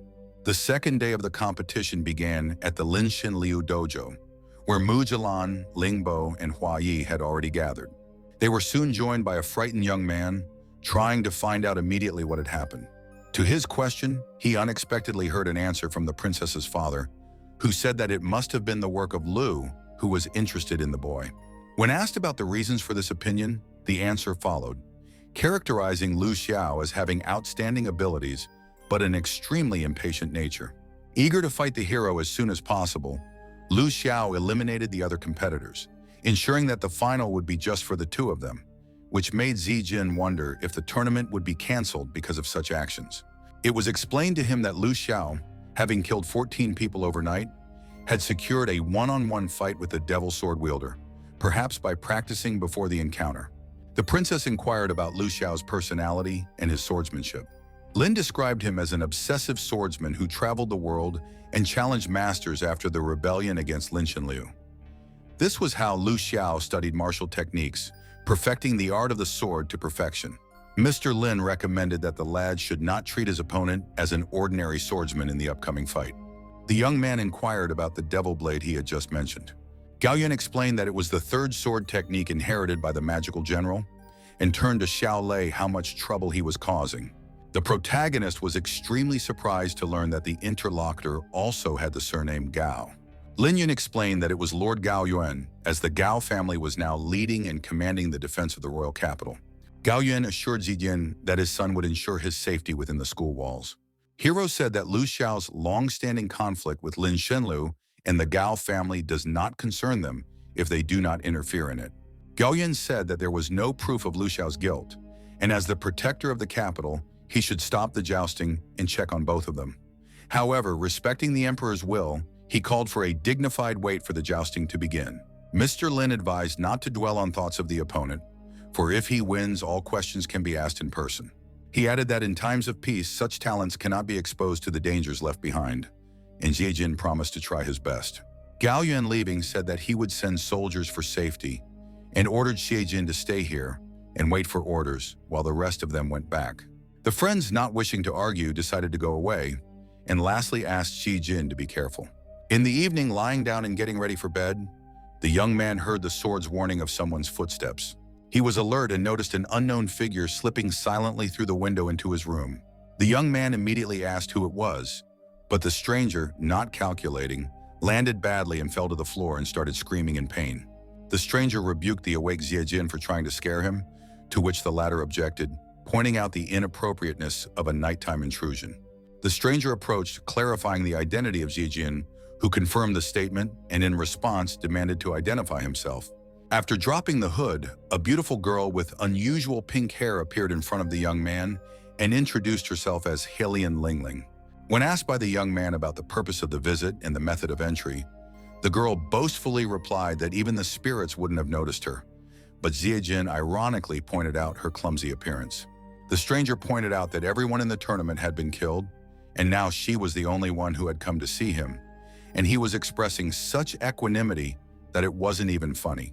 The young man confidently declared his guest's innocence, which caused her to ask more questions. Lin challengingly asked how Xie Jin was sure of her innocence and Lu Xiao's guilt. Xie Jin firmly declared his intention to catch the real culprit, whoever he was. The admiring girl called Xie Jin a worthy son of Jie Yi, unable to hold back, and snuggled up to him in a burst of affection. Surprised by the knowledge of his father, Xie Jin once again demanded an explanation from the stranger. Lin was surprised that he still didn't know who she was. After all, she had fully named herself, and remarked that Xie Yi had deservedly trained him. Looking at the guy with loving eyes and getting as close as possible, she took his head as if preparing to kiss him. But after looking at him, she realized that he was both Xie Jin and not Xie Jin at the same time. Leaning her forehead against Xie Jin's, the girl inquired about the purpose of his arrival, hinting at his origin from another world, which surprised the hero. Hearing the question of what they were doing and the warning that if anything happened, they would take responsibility, as well as the order to search every room, the girl realized it was time to leave. Trying to leave the room through the window, the girl asked for help from Xie Jin, who mockingly reminded her of her lauded agility. In helping the girl out, Xie Jin caused her to resent the supposedly inappropriate touching, even though he was merely supporting her. Quickly finding herself outside, she peeked out the window and warned that her coming should remain between them. Putting on her hood and running off into the woods, the stranger turned to the window once more, waved and told him to try his best at the competition tomorrow. The boy waved back, never realizing why she had come or what family she was from. The next day, the arena was once again filled with spectators anticipating the exciting bouts. Xie Jin stood near his friends, who recalled yesterday's conversation with Mr. Lin about not overexerting himself, to which the guy replied that he would try his best. The hero was facing the arena, carefully inspecting the noisy crowd and colorful flags, when he suddenly heard his name. Turning around, he saw Lu Xiao with a triumphant smile announcing the arrival of the long-awaited day of the duel. Behind him stood Gao Chen, barely restraining his fury at the sight of the young man. Suddenly, it was pronounced to greet Her Majesty, and everyone present bowed. It was at this moment that the lad reflected that he had never seen the ruler of this country before, and he wondered what kind of person this was. Xie Jin looked up to see the ruler sitting on the throne, surrounded by courtiers. The young man couldn't come to his senses after realizing that it was that girl from last night. But what struck him even more was that she was looking directly at him. Her Majesty put her finger to her lips, showing a sign of silence, which made a drop of sweat roll down the boy's face. He abruptly turned around to Limbo standing beside him and inquired about the surname of the imperial family in their country. Limbo, shocked by Xie Jin's ignorance, struggled to squeeze out that the ruling dynasty had the surname Helion and warned against violating the strict court etiquette. Realizing the danger of his ignorance, Xie Jin was relieved that he had not done anything reprehensible yesterday and decided to ask Lin Yun about the world after the tournament. Lord Gao Yuan ordered the participants of the imperial tournament to step forward. Xie Jin and Lu Xiao solemnly entered the arena, taking up positions opposite each other to the enthusiastic shouts of the spectators. Lin asked if it was true that the participants of the final battle were both disciples of Master Lin Lelay. In her opinion, Lin Shenlu's strength should be taken seriously, because their family is a branch of the House of Gao, and its servant should also feel glory and honor. Gao said that Lin Shenlu had raised two young geniuses, and that was lucky for his country. Her Majesty warned him that regardless of the outcome of the battle, he must never do anything about Lin Shenlu and ordered him to forget the offenses. Gao bowed respectfully, expressing his understanding and willingness to obey the Empress's order. Standing face to face, Lu Xiao ironically noted Wang Gui's unexpected approval of Xi Jin, and the latter responded by expressing incomprehension as to how his opponent had earned Chat Ming's trust and changed so much. Promising to reveal the truth only if Xi Jin won, Lu Xiao threateningly began to bare his blade, preparing for a deadly fight. The devilish sword reminded the guy that he must not be distracted and needed full concentration. The opponents exchanged resolute glances as they drew their swords, and the arena fell silent as they waited for the fierce fight to begin. In the heat of battle, Lu Xiao noted the young man's significant increase in strength, suggesting that he was trained by Ling Lelay, and suggested that they call each other brothers. Xi Jin parried, reminding him of the student's ability to surpass the teacher, and advised his opponent to be careful.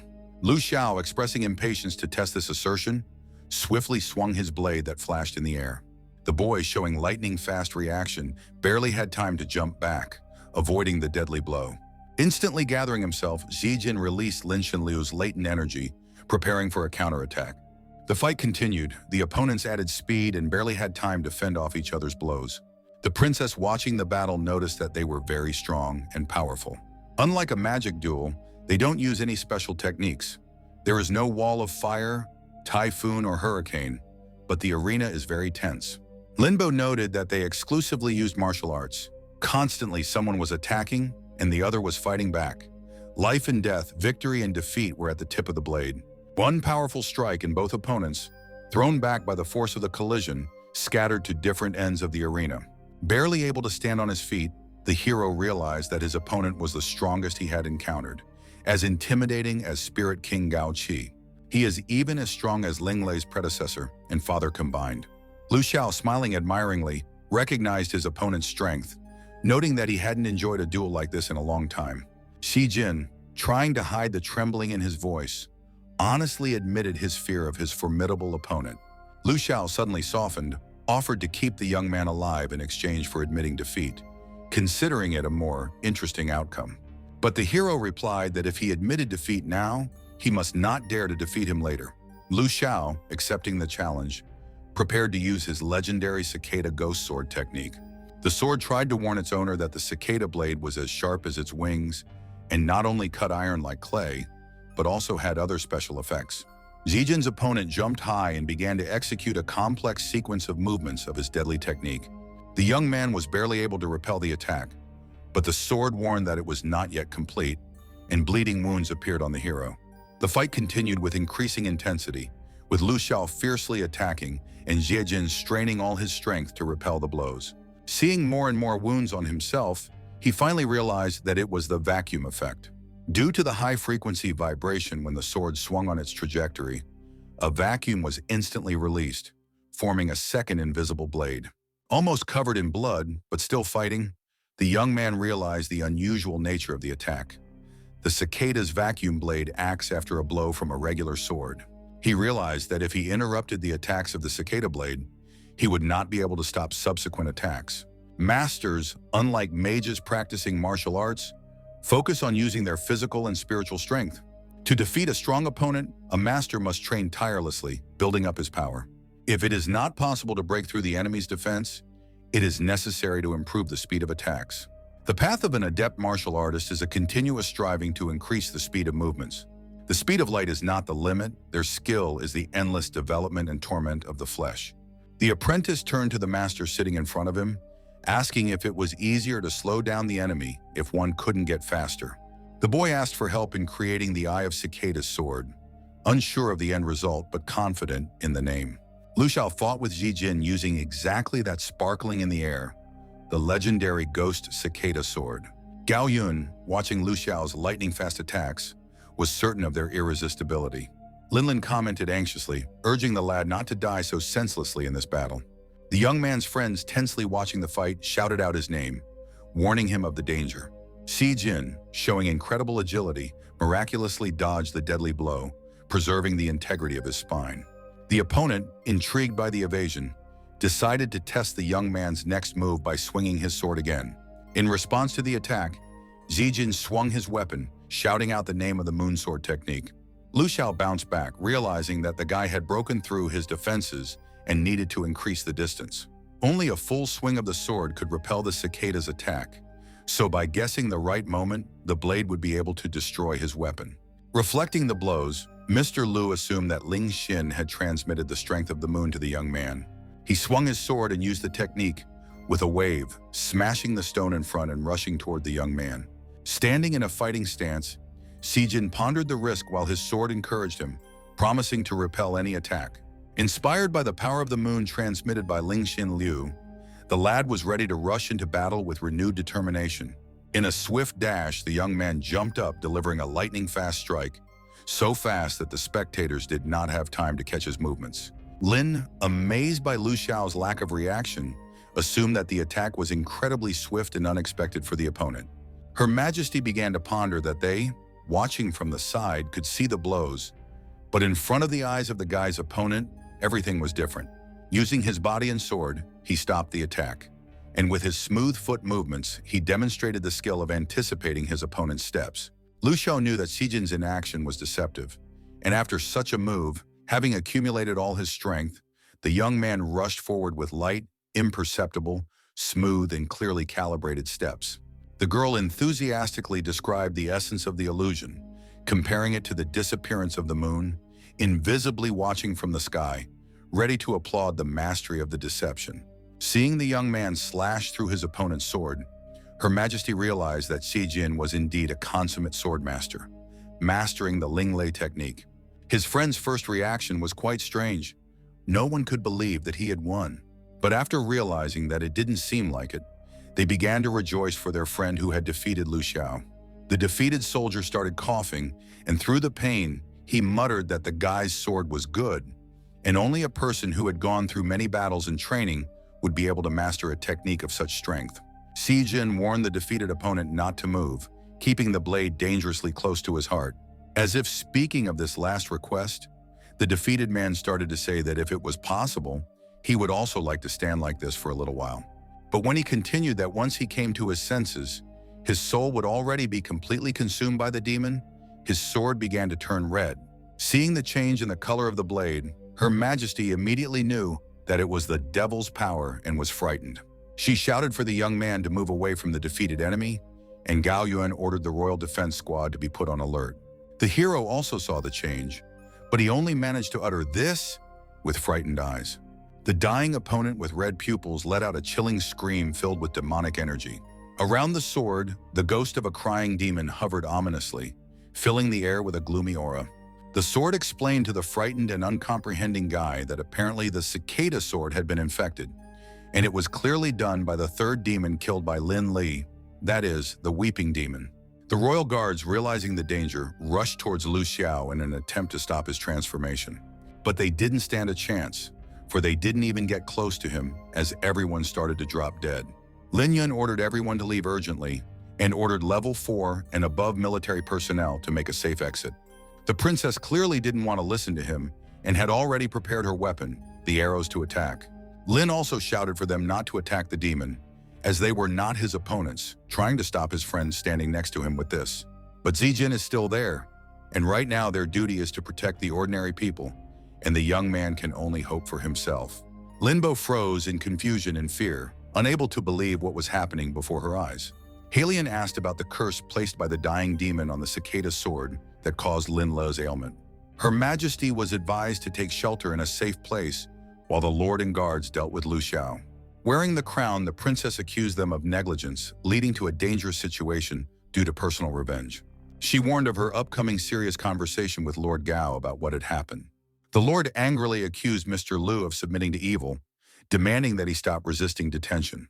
Lu Xiao raised his head and promised to take revenge for the old man's unfair treatment. Gao Yi shouted, "Die!" and created magic and unleashed it into the air. Yi Jin couldn't believe his eyes after all. He was a level 9, and his strength was several times that of a level 7 warrior.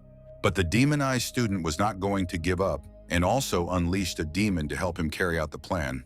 The demons simultaneously began to invade all the dead warriors, reviving them. The warriors revived by the demon with burning red eyes stood up, ready to do his bidding. Their only goal was to mercilessly destroy all those they met in their path.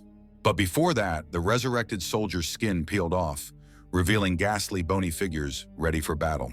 The royal guards, unaffected by the demon's influence, engaged in a fierce battle with the undead, ready to defend the city to the last drop of blood. Lu Xiao's bony servants, possessing inhuman strength and invulnerability, easily defeated the living warriors. The animated corpses inexorably pursued the cornered Gao Chen, who was begging for help and desperately trying to escape. The Lord, hearing his son's cries, did not hesitate for a second and rushed to the rescue, risking his own life to save his heir. Quickly reaching Chen, he stood between him and the zombie, forming a human shield and preparing for a desperate fight. After gaining an uneasy victory over the dead, the exhausted father sternly ordered his son to immediately leave the dangerous place. Demonic Lu Xiao wryly remarked that the powerful Lord had only condescended to save the pathetic offspring, disregarding the deaths of the others, and contemptuously called their family insignificant. Suddenly, the demon heard a desperate cry demanding not to hurt someone's friends, breaking the eerie silence. To Lu Xiao's genuine surprise, what stood in front of him was not the opponent who had escaped, but a bravely returned opponent, ready to continue the fight. Lu Xiao said that apparently the young man was very moral since he wanted to protect his friends. But don't let him worry, he wouldn't kill them, since they had already reached a safe place. The guy asked a logical question as to why the demon was doing this, not realizing whether the person in front of him was a good person or a soulless demon. Lu Xiao philosophically replied that being good was his longtime dream, while being a demon was an inevitable fate he had resigned himself to. He didn't know for sure if the ancient sword curse was making itself felt, or if the powerful warriors from the past had influenced him like this. But today he, exhausted, is no longer able to understand this mysterious situation in detail. The hero, trying to understand Lu Xiao's motives, cautiously asked if he knew about the curse when he decided to steal the sword. The demon replied that old man Ling Lelay was too kind, and the cursed sword was better suited for him, giving vent to his dark thoughts. To the young man's question about the propriety of killing so many people, Lu Xiao parried, suggesting that the hero should be the last person he would kill. The hero confidently shouted his intention to stop Lu Xiao, preparing for the decisive battle to save the city. The demon mockingly offered a look at the young man's capabilities, using devastating magic that crushed the arena floor. The young man was distracted by the destruction for a moment, but noticed Lu Xiao's swift attack just in time. Stopping dangerously close, the demon swung his bloody red blade, preparing to deliver a deadly blow. The hero decided to use the final form of the Devil Moon Ice Stream, remembering the critical moment of the battle with Ling Lelay. Realizing the impossibility of repelling the blow, he strove to survive using all the skills he had acquired during his training. The young man concentrated on finding the one precise strike that could hit his opponent. After all, one precise and skillfully calibrated blow is superior to 100 useless lunges. Luck smiled on the hero. Watching the approaching enemy, he suddenly noticed the vulnerable place of the demon, hidden from other eyes. Without wasting a second, he struck a lightning-fast and precise blow at the demon's weakness. The bleeding Lu Xiao couldn't understand how this happened, although he realized that invincible swords didn't exist. But he was perplexed as to how this young man had found his weapon's weakness so quickly. The demon thought that the kid was smart beyond his years, and the disciple had truly surpassed the teacher. These were Lu Xiao's last words before he fell dead to the ground. Hearing the sound of falling, the hero turned around and was relieved that the opponent would not get up again. With the death of the main demon, his minions had clearly lost most of their strength. The incoming general couldn't believe that the guy in front of him had handled such evil. He looked at the young man so viciously that he could feel his anger, and hoped that under the hype the general would not kill him, because only his men were left nearby. After a few seconds, the commander said that today the guy can be proud of himself, and he realizes that some of his family members are not the best people on the planet. The incident that happened would hit Gao's family very hard, and the young man might think that he had repaid them in this way. While saying this, they looked at the corpse of the lying demon. But what was their stunned surprise when the mask from him suddenly fell off, revealing his true face. The general and the guy were furious because it was not Lu Xiao's corpse. Crouching down beside the dead body, The warlord recognized it as one of his warriors and assumed that Mr. Liu had been using this technique to hide from the beginning. He continued to sit by the corpse and told Zijin to leave, for he had nothing more to do here. The young man bowed respectfully and, without wasting a second, began to carry out the order he had received. Leaving the place, the hero was confronted by Gao Chen, whose hostile gaze was accompanied by a sharp warning of the incompleteness of their confrontation. Zijin, holding back his irritation, reminded Gao Chen of the gravity of the situation and advised him to support his father and the family's looming problems. The arrogant young man started shouting how dare he talk to him like that, and ordered his subordinates to give the jerk a good lesson. However, Chen, not realizing the full extent of what was happening, tried in vain to command the warriors who ignored his orders. They all left, leaving a stunned and angry Gao Chen sitting alone on the floor, immersed in his gloomy thoughts. Ling Lelay, immersed in his thoughts, sat in the courtyard of the dojo, leisurely smoking a pipe and enjoying the peaceful view of nature. Sensing the unexpected guest, he told him not to hide, but to pass through, for he had long since been spotted. Lu Xiao hesitantly walked out from behind the pillar, and the mentor, noticing his confusion, asked about the defeat and advised him to find his own path rather than follow someone else's. The former disciple expressed admiration, noting how in a few days of training, Ling Lelay was able to prepare a boy capable of defeating him. The mentor, noticing the weakening influence of the sword, wondered why Lu Xiao persisted in his chosen path. Ready to confront the whole world for his goal, he announced his intention to travel north to seek the patronage of evil spirits, envisioning their next encounter already as enemies. "Foolish child," the mentor said bitterly, continuing to smoke and contemplate nature, now clouded by heavy thoughts. After a fierce and grueling fight, the young man was jubilant. The Lin Lelay family's years-long problems had finally been resolved. After the tournament ended, a special regime was immediately imposed in the city. The royal guards carefully searched for traces of Lu Xiao, but to no avail. He had probably long gone into hiding. The Empress, recognizing the brilliant victory of the young man, solemnly awarded Ling Lelay the honorary title of Grand Master of Fencing. After an impressive performance, Ling Lelay began to actively apply to numerous students. Although he did not seek such a loud fame, martial arts regained the former popularity, and the hero sincerely hoped that Limbo is very happy about this unexpected fact. The Gao family had finally lost the prestigious right to guard the imperial court because of the scandalous connection with Lu Xiao's criminal actions. Gao Zheng was incredibly lucky.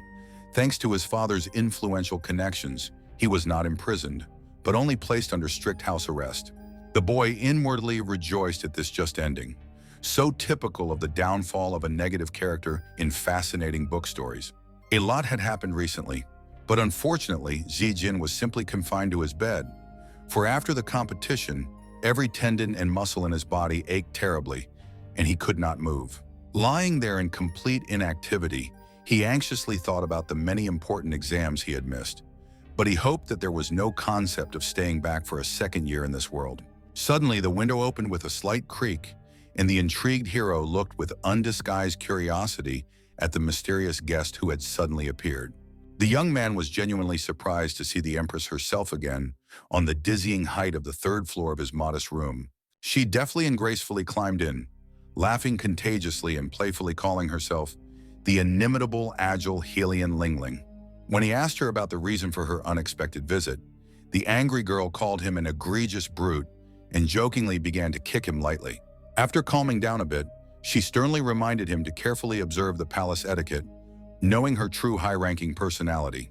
Writhing in acute pain after the playful kicks and grueling competition, the embarrassed boy began to apologize sincerely to Her Majestic Highness.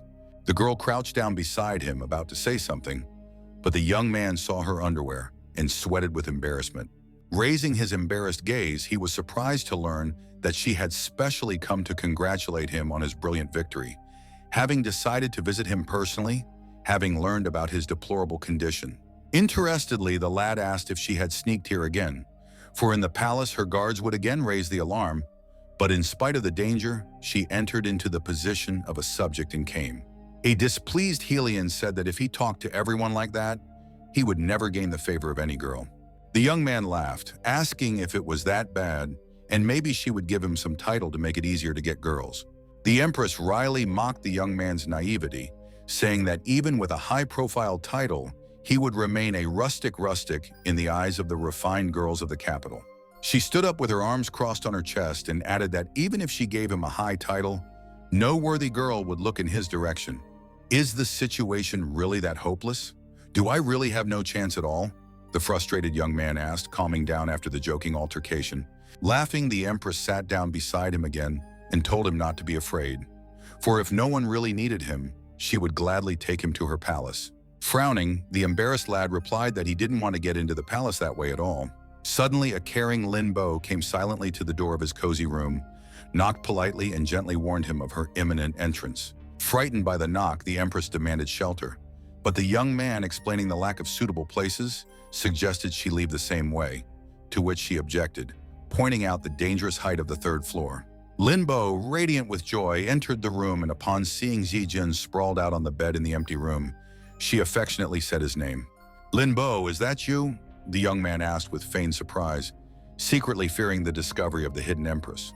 The girl apologized for the late visit, citing an abundance of business, and with an understanding nod, Jin mentioned the rumors regarding the influx of students in their dojo. Confirming her busyness, Limbo noted that the situation was gradually normalizing, and her father had already started training new followers. Suddenly remembering her errand, Limbo reported that Hua Yi had handed over the medicines for Jin and began to retrieve them from her pocket. Explaining the purpose of the medicines for pain relief, she unfolded a note from Hua Yi with instructions for use, which included advice about light massage and a hint of taking a chance. Limbo's face flushed with embarrassment, which did not escape the guy's gaze as he inquired about the reason for her confusion. After struggling a bit with her emotions but still feeling embarrassed, Limbo hesitantly asked Jin to take off her clothes. The Empress, still hidden under the cramped bed, was silently seething with rage at what was happening, because she was the first to arrive, and it was her underwear that the young man had seen. The young man jumped up fearfully on the bed, writhing in pain, and perplexedly asked why he had to take off his clothes. Limbo, noticing his discomfort, gently explained the need to apply a healing ointment to his body. The boy began to awkwardly recoil, suggesting alternatives, but the girl insisted on her decision. "It's my duty to you," Limbo said with slight embarrassment but firm determination in her voice. Jin obediently began to undress, exposing a muscular body covered in scars from past battles. Touching his back, the girl felt the strength of his muscles, evidence of long and hard training. Gently massaging, Limbo asked about the strength of the pressure, to which the guy responded, feeling relief in his muscles. The Empress, hidden under the bed, covered her face with her hands, realizing the ridiculousness of her situation. Grateful for the help, the young man took Limbo's hand, saying that he was already feeling much better. The girl reminded him that there were still his legs left, which also needed treatment. Fearing the detection of the Empress, the boy abruptly turned around and said that he could apply them himself, frightening the girl who opposed self-medication because of the possibility of doing it wrong. From the guy's sudden movement, the girl lost her balance and fell right on top of him, ending up on the bed with him. Hurriedly getting up, Limbo apologized and worriedly asked if she had hurt him. He replied that it was nothing, and then the girl asked him not to refuse her help, as it was the only thing she could do for him right now. Finding himself in an incomprehensible pose, Z realized that he urgently needed to calm down and think about something boring, like a problem about the area of a circle. At this time, Limbo stood up from him and asked him what he thought of her. The young man quickly began to voice that he thought she was a very smart and good girl, who not only had a high level of martial arts skills, but also helped her father, who was undoubtedly very proud of her. She started to justify that she was doing all this because she had to protect their dojo, and she had no talent, because if the guy hadn't saved them back then, they wouldn't exist anymore. The guy started encouraging Limbo, saying that perseverance will lead her to great achievements. He reminded her of her victory over Gao Chen as proof of her strength and ability. "Should I believe in myself more?" the enthusiastic girl asked hopefully. Jin advised her not just to believe, but to be proud of herself, emphasizing the advantage of their youth, adding that constant training would help her overcome any difficulties and defeat strong opponents. Limbo, surprised by the wisdom of his words, noticed with a smile that he spoke quite like an adult. Thanking the young man, the girl snuggled into his shoulder, seeking support and comfort. Gathering her courage, Limbo prepared to say something important, looking at Jin straight in the eyes. Suddenly, the door swung open, and the princess entered the room without warning, breaking the intimate moment. Seeing the half-naked Zijin, she turned away, but managed to ask the reason for his inappropriate appearance. The princess sat down next to him, explaining that she had brought some notes and inquired about the young man's well-being. Limbo, hiding under the bed, was astonished to find another unexpected guest there. Hylian quickly interrupted Limbo's attempt to address her formally by covering her mouth with her hand. Realizing the complexity of the situation, a pale Saijin realized that he was in an extreme predicament. Shijin, the son of spiritual gods, had been reborn in this world after being killed by a truck in his previous life. His soul had gained a new body, following the destined path of becoming a great warrior. Sitting on the bed with Mujulan, the young man pondered how to get out of the situation with the two girls hiding under the bed. He thought about pretending that everything was fine and calling everyone to play mahjong, but he remembered that it wasn't in this world yet. The guy decided to tell the rules of the game. Confident of its popularity, and imagined opening an establishment with drinks, girls, and mahjong, setting up a world competition.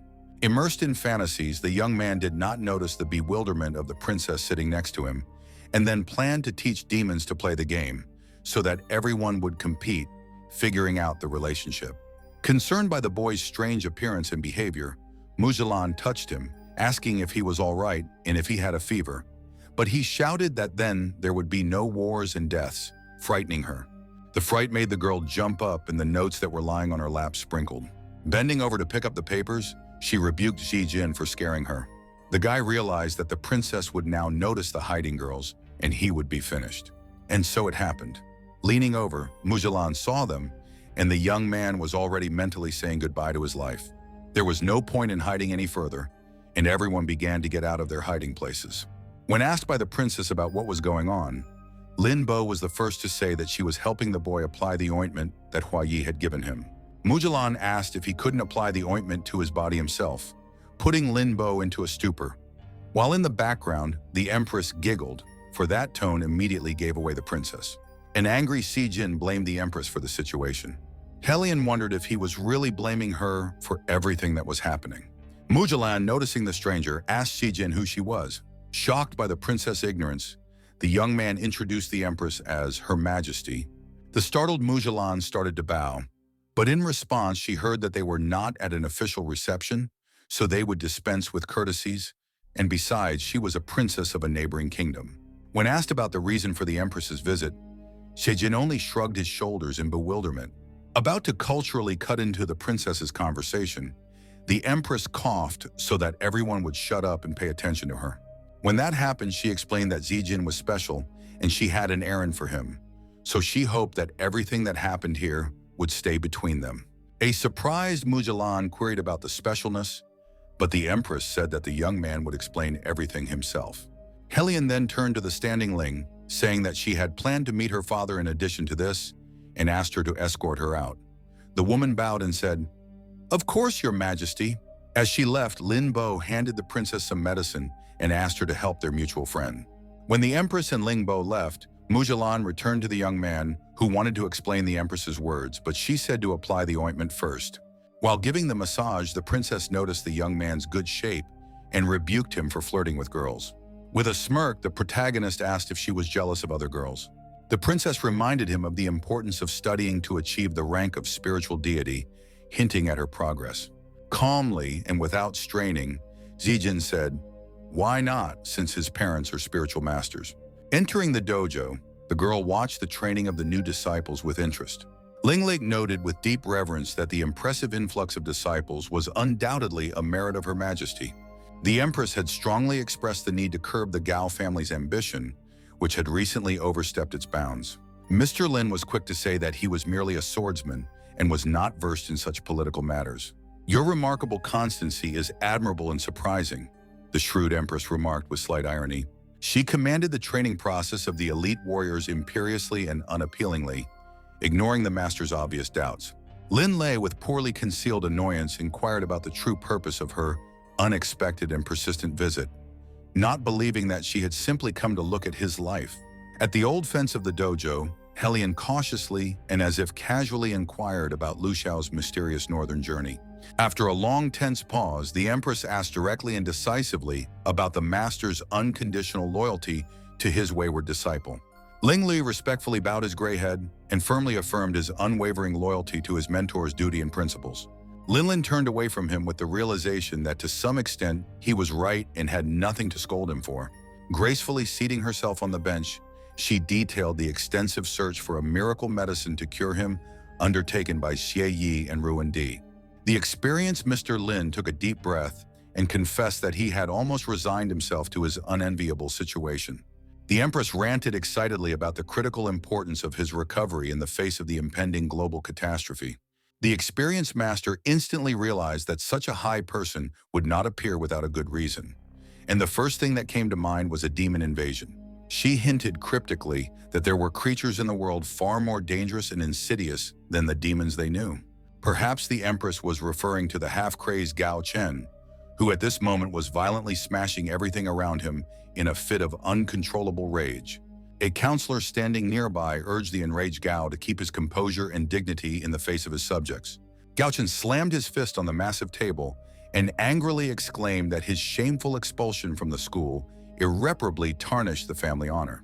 Suddenly, a mysterious girl appeared on the doorstep and said curtly that the wretched school was unworthy of educating such an outstanding student. Chen, still seething with anger and unwilling to communicate, abruptly turned around and rudely asked who she was and why she had appeared. The stranger, smiling enigmatically, introduced herself as Bi Luo, but immediately added that many people knew her as Pearl. Looking carefully at the girl, Chen could not hide his amazement when he saw an aura of rank 9 strength emanating from her. After the healing massage, Xijin felt an unprecedented surge of strength, largely due to Hua Yi's miraculous medicine. Suddenly, someone lightly touched his shoulder. Turning around, he saw the princess asking about the recent massage with a sly smile. The young man somewhat confusedly wished good morning, acutely aware of the possible tension in their relationship after the recent events. Ling Yun, playfully hitting Xijin with a rolled-up outline, ironically inquired if he thought he was untouchable to the teachers. The boy with a disarming smile parried that every school had a special student who got away with a lot of things. With a sly grin, the teacher chagrined at the lad, assigning him to practice fighting due to sudden fatigue, assuring that the young man would be up to the task. The stunned Xijin started to ask questions, but the cunning teacher had already hurriedly departed, leaving him at a loss. The young man, sweating nervously, realized the gravity of his responsibilities while his friends, chuckling, promised to see him in class. In class, the wily teacher introduced his replacement, Xijin, as a recently recovered but already ready for new challenges. He announced that anyone could challenge the newly minted teacher to a duel to hone his combat skills and went to rest. As he left, Teacher Gan turned to the students and added that everyone could use any weapon, even a stick, except the new teacher.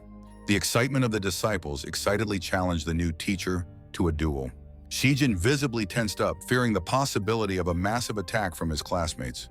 The princess curiously asked Lin Yun about his intention to participate in a massive attack on his friend, but he resolutely refused, preferring a fair one-on-one duel.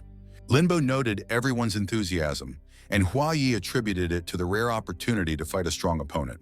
The intrigued Lin Yun eagerly anticipated to see Xijin's full strength using impressive spiritual techniques. The determined young man gathered his wits and accepted the challenge, preparing for a challenging battle against the excited and eager to win students. The enthusiastic students, summoning a variety of magic, cautiously and expectantly approached their newfound teacher. The observers noted the seriousness of their rivals, but doubted their chances against an experienced friend who had practice, not just theory.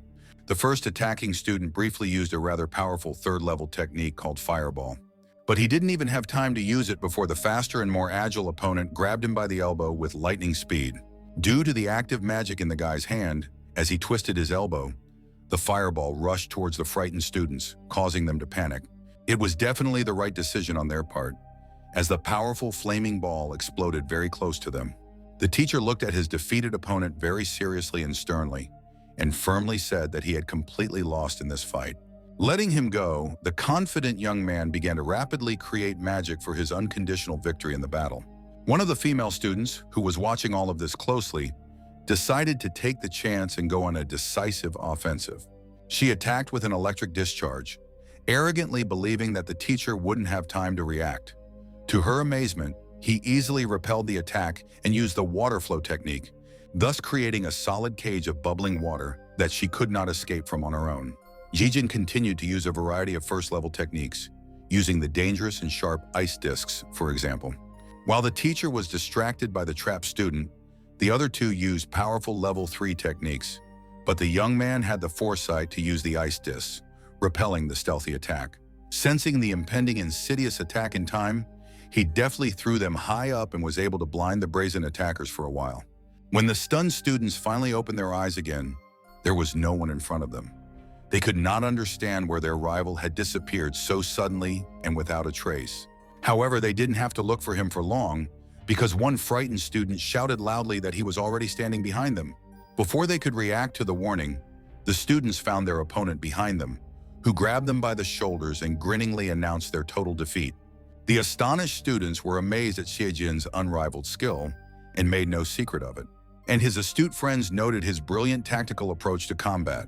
Lin Yun speculated that the experienced teacher had probably expected the talented young man to take a completely different approach to battle. Satisfied with his convincing victory, Xiejin suddenly noticed the strange, puzzled expressions on the faces of the other students. The impressed classmates sincerely expressed their deep respect, unanimously recognizing the young man's clear superiority in strength, agility, and intelligence. A female student who had fought with the newly minted teacher and was in the cage noted the strangeness of their fight. All the students agreed with her words, and the confused young man didn't know what else to add. He assumed that it was because he didn't use high-level techniques. Lin Yun and Mujulan approached him, saying that from what they saw, the young man was spending a lot of time practicing techniques. The curious Hua Yi suddenly asked at what young age the brave Xiejin first went on a dangerous monster hunt.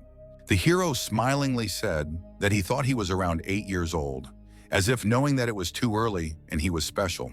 The people around him turned pale at this information, because at 8 years old, being in the forest with monsters on your own was insane. The boy wondered if they felt sorry for him, hearing everyone talk about how hard it was for him, the poor guy. The princess shrewdly noted the significant difference in the approach to martial arts training between their countries and Xiejin's methods. The astonished young man could not understand the widespread disregard of students for basic but effective low-level techniques. The student confessed that she thought water flow was a childish technique, unable to stop electric discharge, but merely designed to feel spiritual power. The young man began to explain that the current needs a good conductor, and air is not suitable for it, so he used water flow. But noticing the surprised faces of his interlocutors, who did not know the meaning of some words from his explanation, he stopped his story. After scratching his head, the hero decided that it was too complicated for them and suggested that he first tell them about the basic principles of combat. He said that higher-level techniques allowed for more damage, but required more time and effort to prepare, as spiritual techniques required combining one's spiritual power with natural ones. More advanced level 3 techniques require the concentration of more natural power than level 1 techniques, and thus require more time and effort. However, those with high levels can quickly utilize even the beginning techniques. The disciple puzzled yet understandingly voiced his speculation that this was why Xiejin was able to use his techniques so quickly. The young man explained that his level was higher, so for him the first level techniques required less time than the third level techniques for them. But he didn't use a high-level technique to defend himself from the possible attack of the remaining two. At these words, the students were greatly frightened, which was clearly visible from their pale faces and eyes widened with terror. He added that aside from quick creation, the low-level techniques had other trump cards that should not be neglected, as the most important thing was not strength, but using it at the right time, which was the basic principle of combat.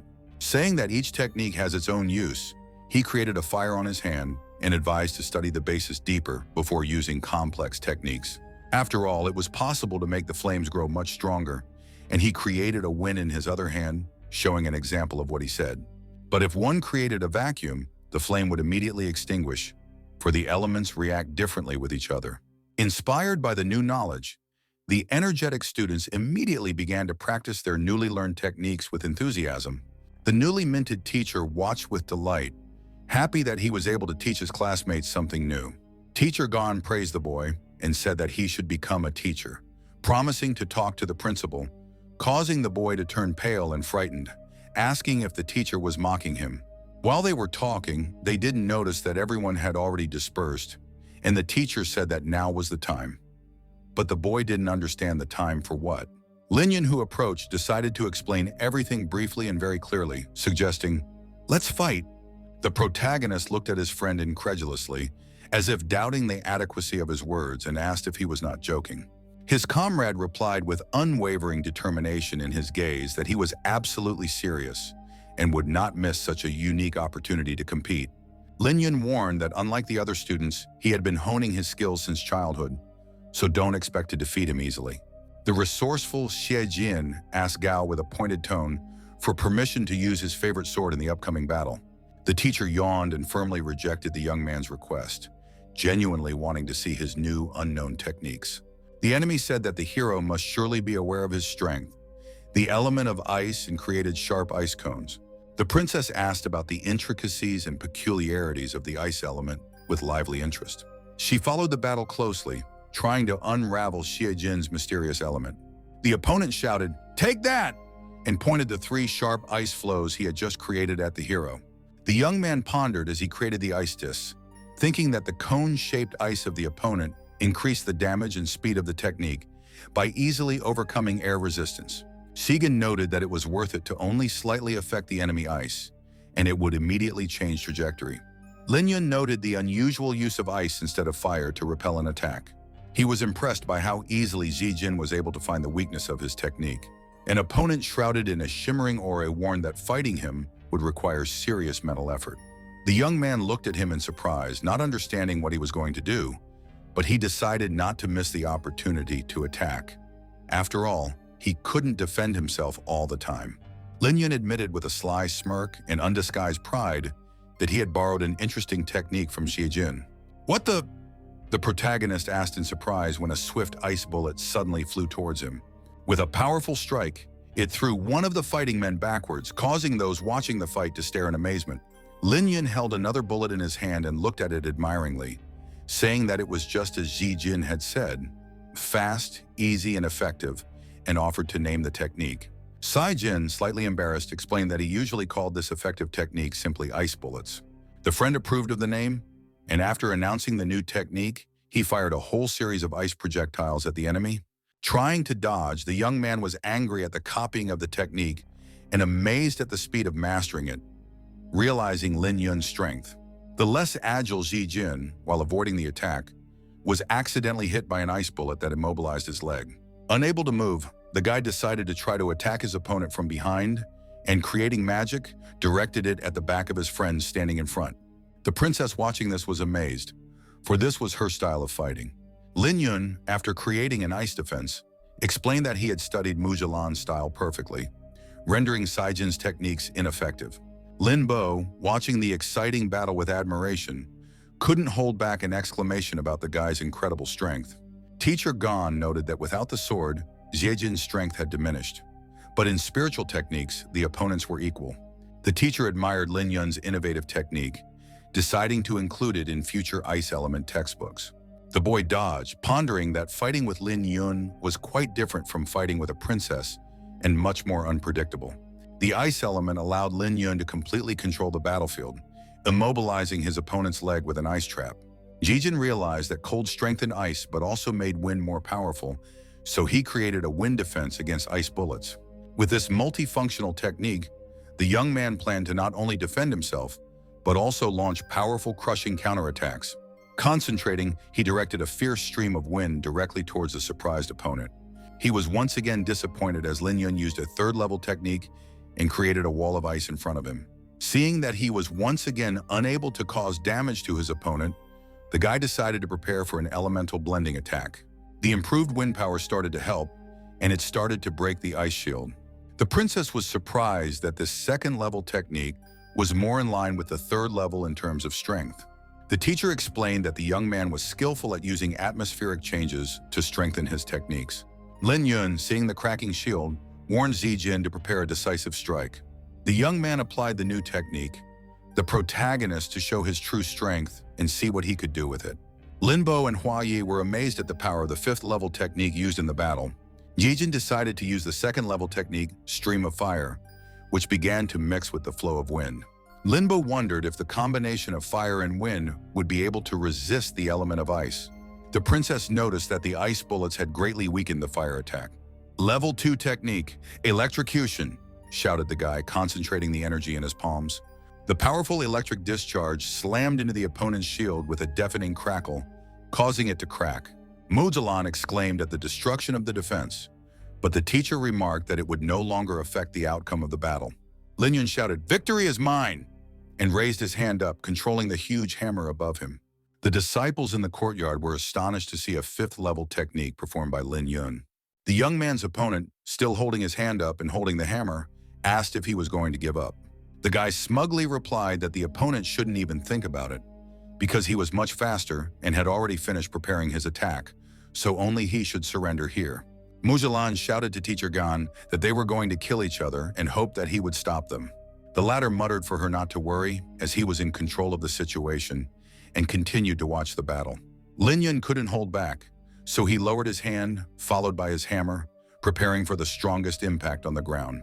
Jijin quickly used the fireball technique, directing it at the remnants of the opponent's ice shield. Under the impact of the fire, the shield began to rapidly melt, losing its strength and defensive properties. A powerful hammer blow finally shattered the shield, scattering shards of ice in all directions. A thick cloud of dust enveloped the battle site, hiding the fighters from the gaze of the anxious spectators. The frightened princess began to scream, trying to find out if her friends were all right. As the smoke began to clear, everyone saw the teacher carrying both students out of the fight area. After all, if something happened to the strongest students, he would be in trouble. Lin Yun said that Sijin's attack was faster, so Teacher Gang saved him first, in which case it could be considered that he had won. With a smile, the hero muttered that the opponent was very strong anyway, and shook his friend's hand. The frightened Mujulan was the first of the friends to run up to the guys and asked if they were all right. Gan happily imagined that thanks to such outstanding students, he would definitely become Teacher of the Year. The back slope of the majestic mountain at the foot of which the famous Royal Training Academy was located was astonishing in its beauty and grandeur. The Royal Training Academy is located at the mountain range called the Demon Mountains. Due to the large amount of spiritual power in the atmosphere of the range, there are many demonic creatures there, hence the name of the mountains. Legends say that in the heart of the range, where no human has ever set foot, there are demons of the 9th and even 10th level. Although the academy is close to the mountains, the spiritual power in the surrounding area is less than at the top, so the demons near the school are weak, and there was only one level 5 creature in the mountains to control the rest. This place was the scene of the entrance exams every year, and the established order here was never broken by anyone. But nothing lasts forever, and when Ziajin killed the single level 5 demon, the rest of the inhabitants of this place fell into chaos. The former ruler of the mountains, a level 5 demonic being, had faithfully served the academy for over 300 years, more than most teachers, and had never caused any trouble. The news of his death had caused most of the teachers to worry. To prevent the atmosphere and the team from deteriorating, the academy organized a big picnic for the teachers, and they, giving into the fun and alcohol, completely forgot about their worries. Only the headmaster was still aware of the danger of the situation. Without his king, the other creatures, fearing the students, would leave the area, and the academy would not be able to hold the annual entrance exam. The headmaster was at a loss because the centuries-old tradition of holding the exam could not be interrupted while he was in charge of the academy. He couldn't even send someone to find a new high-level creature, because if it didn't choose a new habitat, it would simply run away after being forcibly brought in. His musings were interrupted by the teacher bursting into the office with the news that a new level 5 demonic creature seemed to have taken up residence at the academy. With a note of admiration and hope, the headmaster said, "Really, hurry up and show it to me." Upon arriving in the forest, the principal couldn't believe his eyes, for he had met. The teacher said that there are evolved demonic creatures in nature that use the spiritual power of the atmosphere, and they are much more dangerous than ordinary ones. But the teacher added that in some areas of the Demon Mountains, humans had not yet set foot in, so it was foolish to think that new types of demonic creatures would no longer be discovered, while Shi Jin was busy drawing without listening. When asked by the princess why he was not listening and drawing, he replied that he was bored, so he decided to practice his little invention. Upon seeing the model, Mujulan, barely holding back tears from realizing her friend's genius, exclaimed, "You call it a small invention? Yes, it looks grand." The young man carelessly declared that he was not likely to need it anyway, for he had drawn it out of boredom. But laughing, he added that if he did make it, he could sell it to some country for a great deal of money and become the richest man on the planet, while the princess sat frowning in incomprehension. Suddenly, instantly transformed, she asked if Xiejin would be free after class. The guy replied, "Sure," wondering if his friend wanted to ask him out, and was glad that he had finally waited for it. The teacher interrupted their conversation by saying, "Ahem, ahem," and reminding them that whispering was forbidden in class and silence was required. Embarrassed by the remark, the girl ducked her eyes and the boy, smiling, scratched the back of his head in embarrassment. When they met after class in the courtyard, the young man was curious as to why she had called him. Mujulan confessed that ever since they met, there was one issue that had been plaguing her that she wanted to hear his opinion on. Xiejin replied that he would try to help, though he wasn't sure if he could, and thought that she probably wanted to confess her love to him, wishing she could hear the words, "I love you," and give him a positive answer. The princess, gathering her courage, blurted out, "Please help me to become stronger." The surprised guy asked if that was it, and the girl continued, reminding him that he knew about the weakness of her innate wind element in dealing damage, but she had been studying it since childhood.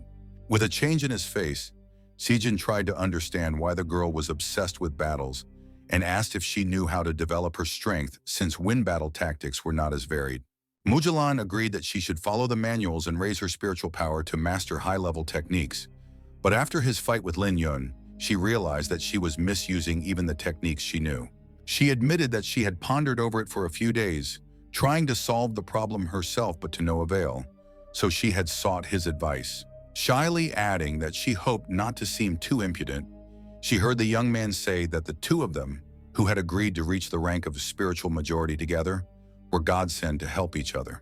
He pointed out that although the wind techniques were weak in dealing damage, she had already solved this problem by creating her own technique, Arrow of the Gods. Guy said that she had no problems in that direction, but an even bigger weakness of wind techniques was their uselessness if the enemy got within a certain distance, so he advised her to work on her mobility. Jin advised the princess to focus on improving long-range techniques, ignoring melee combat. Knowing his friend's diligence, he envisioned her becoming a muscular fighter, which didn't appeal to him at all. The thought of how pumped up she would become made his face change, and he began to imagine fighting her off while the girl looked at him like a fool. The princess pondered aloud on ways to increase her mobility in battle. The young man pondered and suggested that she learn to fly using the characteristics of the wind element. Although it was possible, but such a technique would take too much of her spiritual power, so he should think hard, because he clearly had to have a worthwhile idea in his head. Then the princess voiced her thought. If she needed to increase her mobility, then maybe she should just ride a horse during battle. The girl explained the advantages of riding combat, especially considering her steppe background. The young man suggested using a fast demonic creature instead of a horse, planning a quest for tomorrow. The next day they did so, though the girl called all her friends to go, though the lad hoped they would be alone. The princess justified the crowdedness, but the young man worried about scaring away the demonic creatures. Limbo admired Xiejin's hunting expertise, not realizing his intention to tame rather than kill the demon. Lin Yun said that he just had nothing to do, to which Xiejin mentally asked him to leave. Huayi boasted about the alcoholic picnic she had prepared, which surprised and slightly worried the hero. Lin Yun noticed that Xiejin had thoughtfully brought his weapon with him. The sword suddenly came to life, happily commenting on the composition of the group and offering a choice of halves. A sudden mysterious sound from the mountains caught the attention of the entire company, making them wary. Lin Yun warily noticed that the sounds were being made by the numerous demonic creatures lurking in the mountains. Mujulan was perplexed about the return of the demons after Xiejin defeated a strong level 5 creature. Huayi shared a rumor from her teacher about the appearance of a powerful new demon that attracted the others. Limbo puzzledly inquired about the level of the new creature, marveling at her inability to detect it. Xiejin speculated that the demon had the ability to mask its presence from detection. The young man cautioned his friends to be cautious, especially if the creature surpassed level 5. Unbeknownst to the group, the watching monster lurked just a few meters away, hiding in a dense thicket. Lu Qing, the medicine teacher, was patiently waiting for the water for tea to boil by the fire. The arriving headmaster inquired about the injured man's condition, listening carefully to the healer's report. Lugan reported successful wound healing and a favorable prognosis for the patient's physical recovery. However, she warned about the difficulty and duration of the process of detoxifying the body from the strong poison. The injured man, upon seeing the director enter, guiltily apologized for his oversight. Li Shen thoughtfully noted the increased threat from the demonic creatures and suggested temporarily restricting the students' access to the danger zone. Suddenly, an unsettling premonition gripped the principal, making him frown and tense up. Intuition told the principal that Xiejin had gotten himself into trouble again. The friends were walking carefree through the forest, enjoying the companionship and beauty of the surrounding nature, unaware of the impending danger. The idyll was broken by the sudden appearance of a creature that snatched Hua Yi's basket of food with lightning speed. Assuming the demonic nature of the kidnapper, the friends were surprised to see a cute cat. Hua Yi shouted a warning to the group about the creature's deceptive appearance. Xiejin supported his friend, urging the others to remain vigilant against the demonic creature. Hua Yi angrily accused the cat of stealing provisions, while Xiejin marveled at its priorities in a dangerous situation. After watching the friends squabble, the cat decided to remove itself with its prey. Lin Yun used the ice bullets technique in an attempt to stop the fleeing creature. The nimble cat deftly dodged the attack, and the ice projectiles crashed into the ground. Xiejin noted the speed of Lin Yun's new technique, but it was insufficient to catch the creature. With a lightning-fast climb up the tree, the cat left its friends stunned. After settling down on a branch, the animal stretched out and cast a disdainful glance at the humans. Lin Yun sensed the cat's disdain, while Lin Bo noted its uncommon intelligence. The princess, unlike the others, admired the grace and agility of the mysterious creature without hiding her delight. After a short time of watching the people, the cat rushed into the forest and the friends rushed in pursuit. As they pursued the animal, Xiejin suspected that the cat was deliberately leading them somewhere, despite its clear superiority in speed. The sword warned the young man of the possible danger. The harmless animal could lead them to a more powerful demon. Suddenly, Hua Yi, noticing something disturbing, cried out in panic, urging everyone to stop immediately. The girl turned her friend's attention to the unnaturally wilted trees, sensing danger. Hua Yi warned of the poisonous fumes and urgently handed out an antidote to prevent poisoning. While taking the antidote, the princess speculated that the cat had led them to the habitat of other demonic creatures. Mujulan lost her vigilance and didn't notice a snake descended from a tree right beside her, already opening its mouth for a deadly bite. Xiejin reacted quickly, pushing the girl away and shooting at the reptile's head with a clean shot. The frightened Mujulan snuggled up to her savior, assuring him of her well-being. Lin Yun shouted, "Watch out!" putting out his hand as if blocking the path of his friends walking behind him. He pointed at the strange foliage, which turned out to be a cluster of poisonous snakes masquerading as vegetation. The friends rallied in a circular defense, supporting each other and repelling the attacks of the numerous snakes. Xiejin asked the sword in surprise about the warning, but it revealed the existence of a more dangerous snake queen. Xiejin asked the sword about the snake queen's strength level, anticipating that their encounter with her was imminent and close. After dealing with the numerous snakes, the friends suddenly noticed another huge and terrifying creeping creature. The frightened princess asked in a trembling voice what this creepy and disgusting creature was. The hero loudly commanded Lin Yun to immediately erect a high ice wall for reliable protection. Barely had they had time to take cover behind it before a huge monster crawled past their fragile shelter. Limbo excitedly asked Xiejin if they should run away as soon as possible, but the guy strongly argued that the snake would catch up with them quickly anyway, and at least they were out of its sight now. Lin Yun anxiously came to the disappointing conclusion that sooner or later, they would inevitably have to fight the horrible creature anyway. The hero asked Limbo, without attracting attention, to strike the snake's scales hard with his sword to test its density and strength. The girl drew her weapon and used a powerful melee technique, but the result was quite pitiful and disappointing. Even after the powerful attack, there wasn't a single scratch left on the snake's scales, which amazed the entire team. If the scales were this strong, even Xiejin's special grenades would be useless. Fighting the snake in the open was a very bad idea. The young man tensely wondered where the snake's only weak point might be: its eyes, tail, or perhaps its mouth. Sword suggested using a fast cat to distract the snake, suggesting a long-standing feud between the animals. Xiejin cautiously peered out from behind the ice barrier in a vain search for the lurking cat. He was lucky enough to catch a glimpse of a familiar white fur sticking out from behind a log. It was the same furry animal. Xiejin, smiling, began to call the cat in a gentle voice, hoping to gain its trust for the next step. Everyone was genuinely happy, except for the perpetually disgruntled Hua Yi, who rudely called the cat a brazen thief. The hero seriously asked the cat if she really wanted to get rid of the snake once and for all, and if she would help them in this difficult task.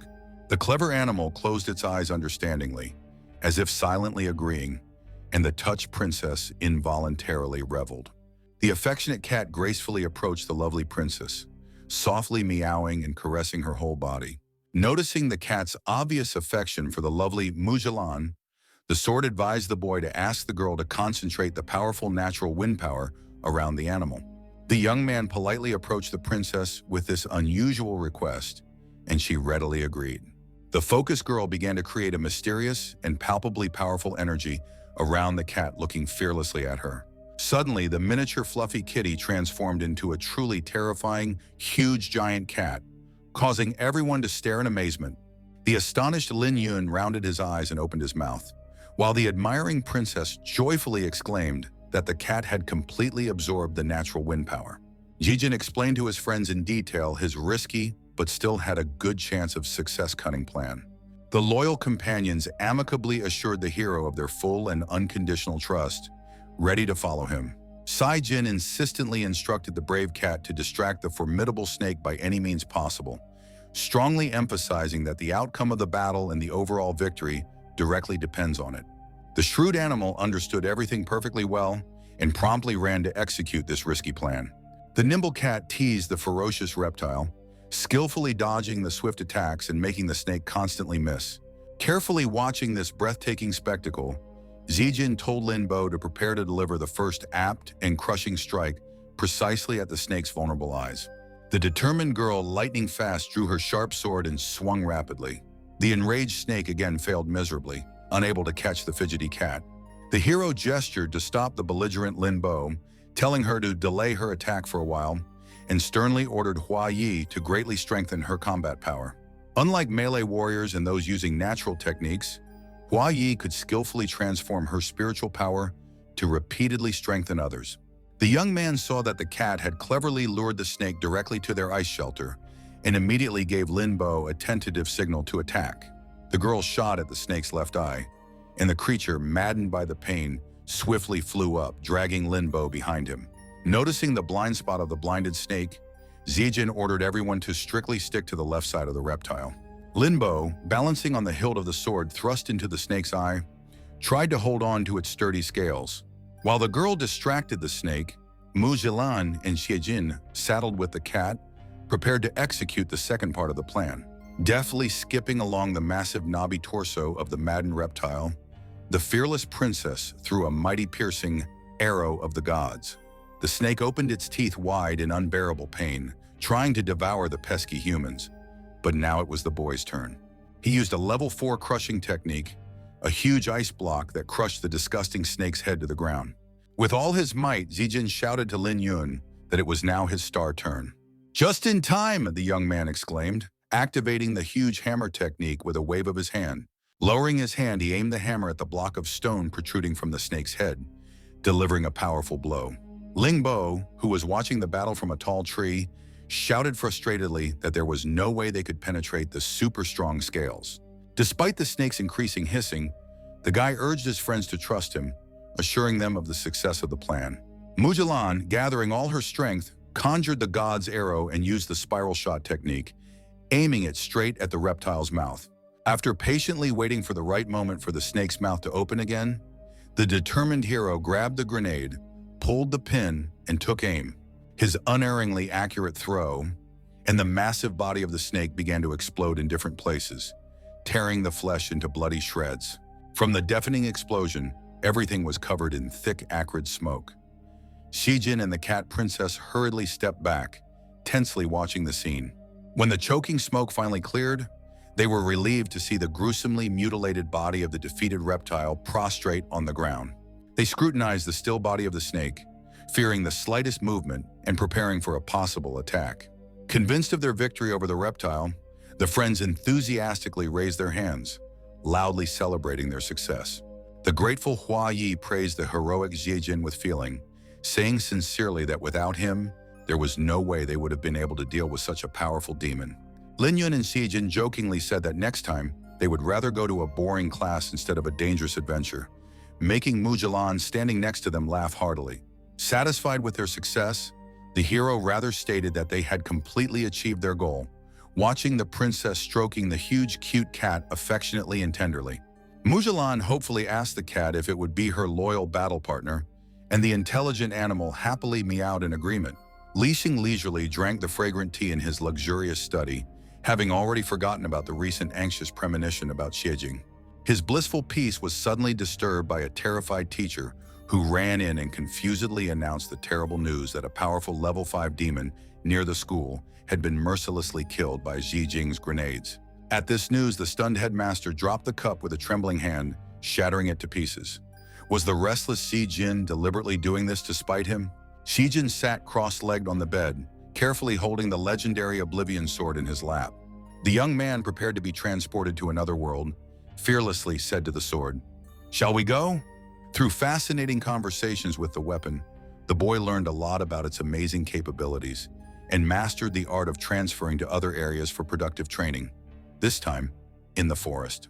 The Sword of Oblivion memorizes all opponents and their techniques, recreating them in the young man's subconscious for realistic training. The first monsters that stood in the way of the brave hero were ferocious demons in the bodies of mighty beasts, against which Xiejin used his crowning technique, Devil Moon Ice Stream. The resourceful young man also did not forget about his secret and extremely effective weapon, the powerfully exploding deadly grenades. Then it was the turn to demonstrate the capabilities of the newly improved pistol of the valiant hero. Xiejin fired it diligently and accurately at the attacking fierce demons, not giving them a chance to escape. But soon realizing that the new gun would not take these creatures, the resourceful guy decided to bring a completely new technique to this world. Not giving up hope on his trusty weapon, Xiejin used the devastating technique of multiple shots, ready to fight to the last man. After defeating the terrifying animals, the smug young man thought, "How incredibly tough I am. I'm getting high on myself." The legendary Lu Xiao came out of the mysterious forest and offered to fight without guns to test his true skills. Xiejin asked in amazement how Lu Xiao could talk, since they were in the young man's subconscious mind. The Oblivion Sword explained that he personally controlled this body, and it would be much harder to defeat him than all the other creatures in this mental world. Xiejin exclaimed in delight that the sword could do such a thing, and then playfully asked if the weapon could turn into a beautiful girl. The sword resented the young man's idea of sleeping with him, even in the guise of a girl. The boy playfully suggested that the sword could have been a beautiful lady before the transformation. In a rage, the sword shouted that Xiejin had angered him and would now be turned into a girl as punishment. The frightened young man pleaded with the sword to stop and let's talk this out. But it was too late. The angry sword actually kept its menacing word and turned the lad into a beautiful shy girl. The opponent shouted menacingly, "Well, let's begin," and swiftly pounced on the hero in the guise of a fragile girl. The guy began to repel the swift attack with what he had in his hand, a pistol which, of course, could not withstand the impact of the powerful sword and broke in two.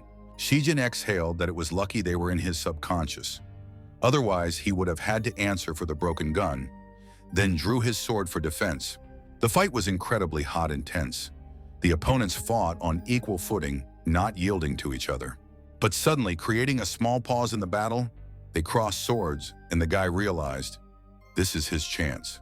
Lightning grabbing a pistol, Xiejin shot directly at the head of the hated enemy.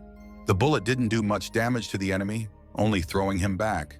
But he immediately jumped to his feet and began to swing his sword furiously.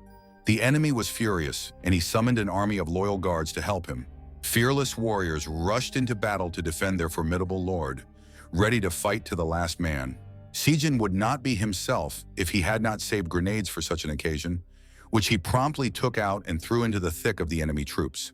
There was a deafening explosion.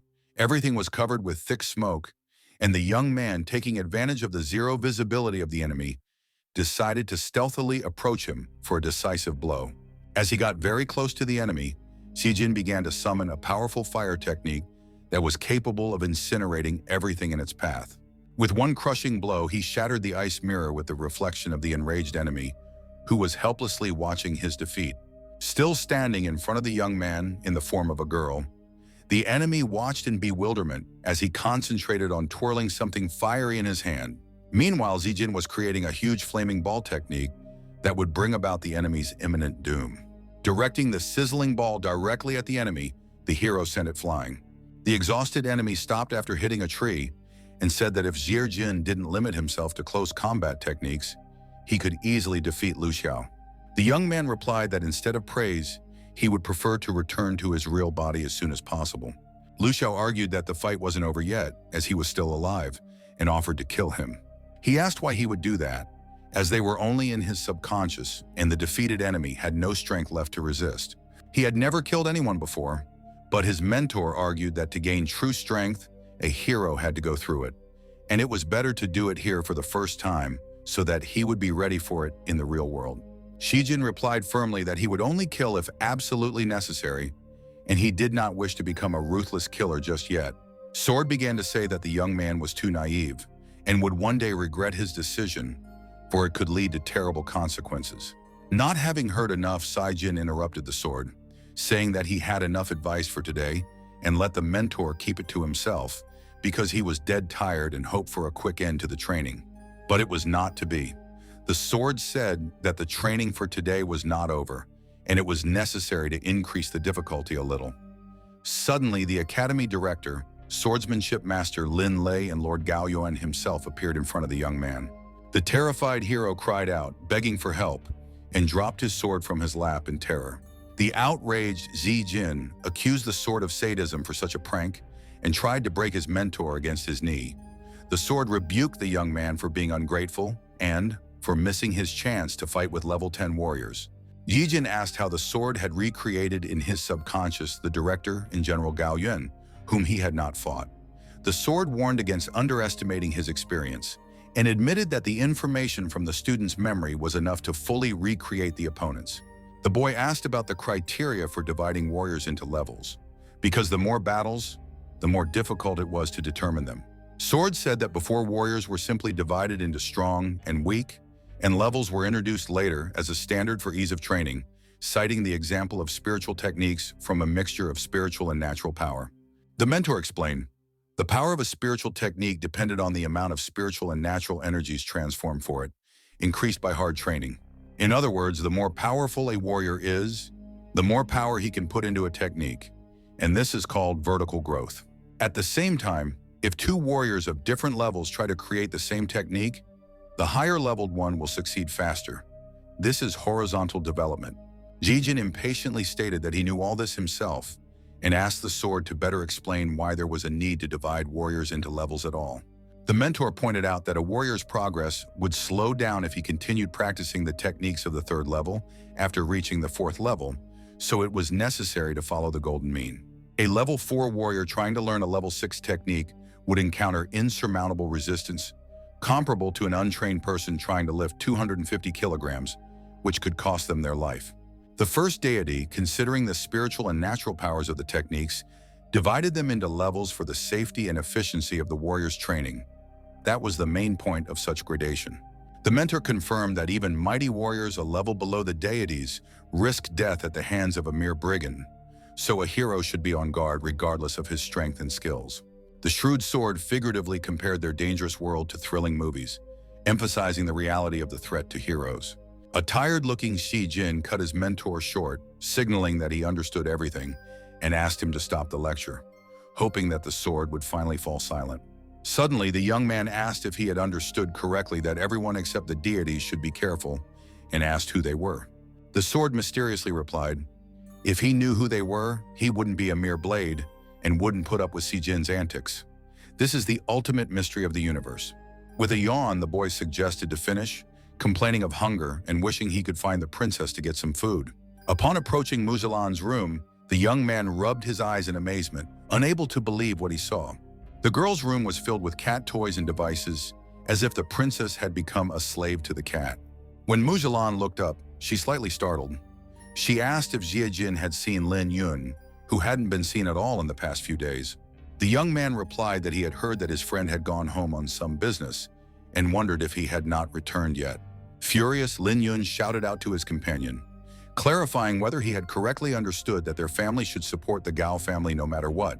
Explain to me why, he shouted again to the guy standing by the window, looking pensively into the distance. "You shouldn't talk to me in such a disrespectful tone. You better calm down and have some tea," advised his brother to the agitated Lin Yun. Lin Yun tried to object. "Brother, I've thought it over and I think—" But he was abruptly cut off by his angry interlocutor. He very seriously asked the subdued young man if he hadn't just told him to silently sip his tea first. The brother asked if the young man had come home from a distant academy just for the sake of this unpleasant conversation.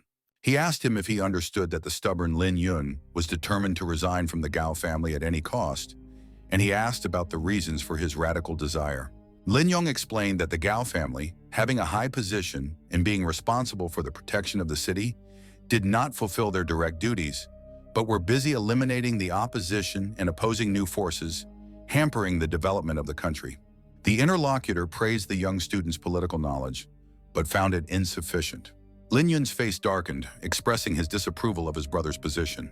Lin Yun noticed Lin Yun's obvious displeasure, but still resolutely continued his interrupted monologue. He revealed that in addition to the imperial family of Helian and their Lin family, Tianming had the Gao family controlling security, the Yan family maintaining the economy, and the Xia family managing the army. Helian said that this structure dates back to the founding of the country, when 5 powerful families united to heroically stop the chaos and jointly formed the indestructible Tianming. Shangbo, the influential head of the Yan family, respectfully picked up the empress's story, adding that they owed it all to the unparalleled feats of their great ancestors. He went on to say that the current generation only has to cherish and tirelessly multiply the priceless family business they have inherited. The empress praised Shangbo, noting that he was the only one who could so skillfully manage a vast country as a well-oiled family business. The head of the Yan family was not without pride, revealing that their illustrious family has successfully run numerous businesses in a variety of key industries across the country for generations. The empress noted that their 2 families have historically enjoyed a strong and mutually beneficial relationship, while the Gao family has not fared so well. Today, the importance of internal defense has decreased due to the peaceful life of the people. In addition, the Gao family hadn't produced any outstanding personalities in a long time, and General Yuan had barely reached the 9th level. Lin Yun was perplexed and asked why the Gao family couldn't, like the enterprising Yan and Xia, try to poach talented young boys from other families. The income and warriors of the affiliated families eventually belonged to the Yan and Xia families, but you have to raise your own warriors. A relative pointed out an interesting fact. The strongest close combat warrior of recent years was born in the oppressed Gao Lin family. Although Gao Yuan was the same age as Ling Lelay, he had always lost to him in his childhood. The brother continued that when the country was founded, the Gao and Xia families, who provided external and internal security, were of great importance to the entire human race. Lin Yun's brother ironized Lord Gao having to solve the problems created by his ancestors for the sake of proximity to the emperor. Lin Yun couldn't understand if the Gao family was really in such an unenviable position, then why support it? His brother rebuked the young man for his short-sightedness, because it was not only the Gao family's problem. The empress sat up straight and turned to Shangbo, hoping to hear his opinion on the matter that was troubling her. The issue was the crisis of their system of government, which was based on the 5 noble families. Head Yan replied that once upon a time, when society was weak, the 5 families, by fighting back the external threat and establishing internal order, had ensured that people could live safely. Figuratively speaking, they had voluntarily become an impenetrable shell, safely protecting the little defenseless chick. The frightened Lin timidly asked if she had correctly understood that when the chick society became stronger and wanted to proudly fly up, Sungbo confirmed her hunch, finishing weightily, "It will ruthlessly break the shell holding it back." A startled Lin Yun muttered that today it was the Gao family, but when would it be the Lin family's inevitable turn? The brother asked if Lin Yun wanted the Gao's resignation because he was afraid of their revenge against friend Xie Jin. The young man didn't deny it, adding that Xie Jin was the son of powerful spiritual deities.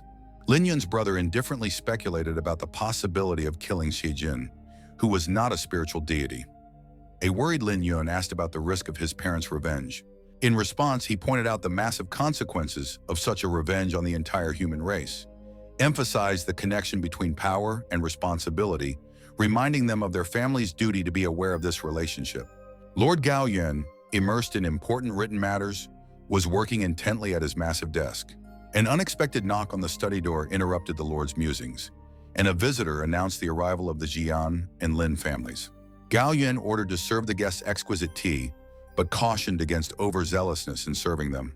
The Lord expressed his displeasure at having to do business with less powerful families, pondering their possible requests. Heading towards the waiting guests, Gao Yuan unexpectedly bumped into his son on his way across the courtyard. Not wanting to engage in conversation, the Lord deliberately ignored his son, passing by without a word. Chen, realizing his guilt, tried to apologize to his father for the trouble he had caused the family. The young man offered to break the family ties, hoping to assuage the emperor's anger over the Lu Xiao incident. Gao Yuan, mollified, comforted his son, assuring him that he would find a way to settle the problems without extreme measures. Leaving, the Lord advised his offspring to focus on studying with Master Bilu to master the mysteries of the spiritual flame. Gao Shen, watching his father leave, continued to ponder his words and his role in the future of the family. Suddenly, the heir heard a female voice praising Gao Yuan's diplomatic talents, which reawakened his anger. The disciple abruptly turned around, demanding an explanation from the female mentor whose cryptic words had agitated him so much.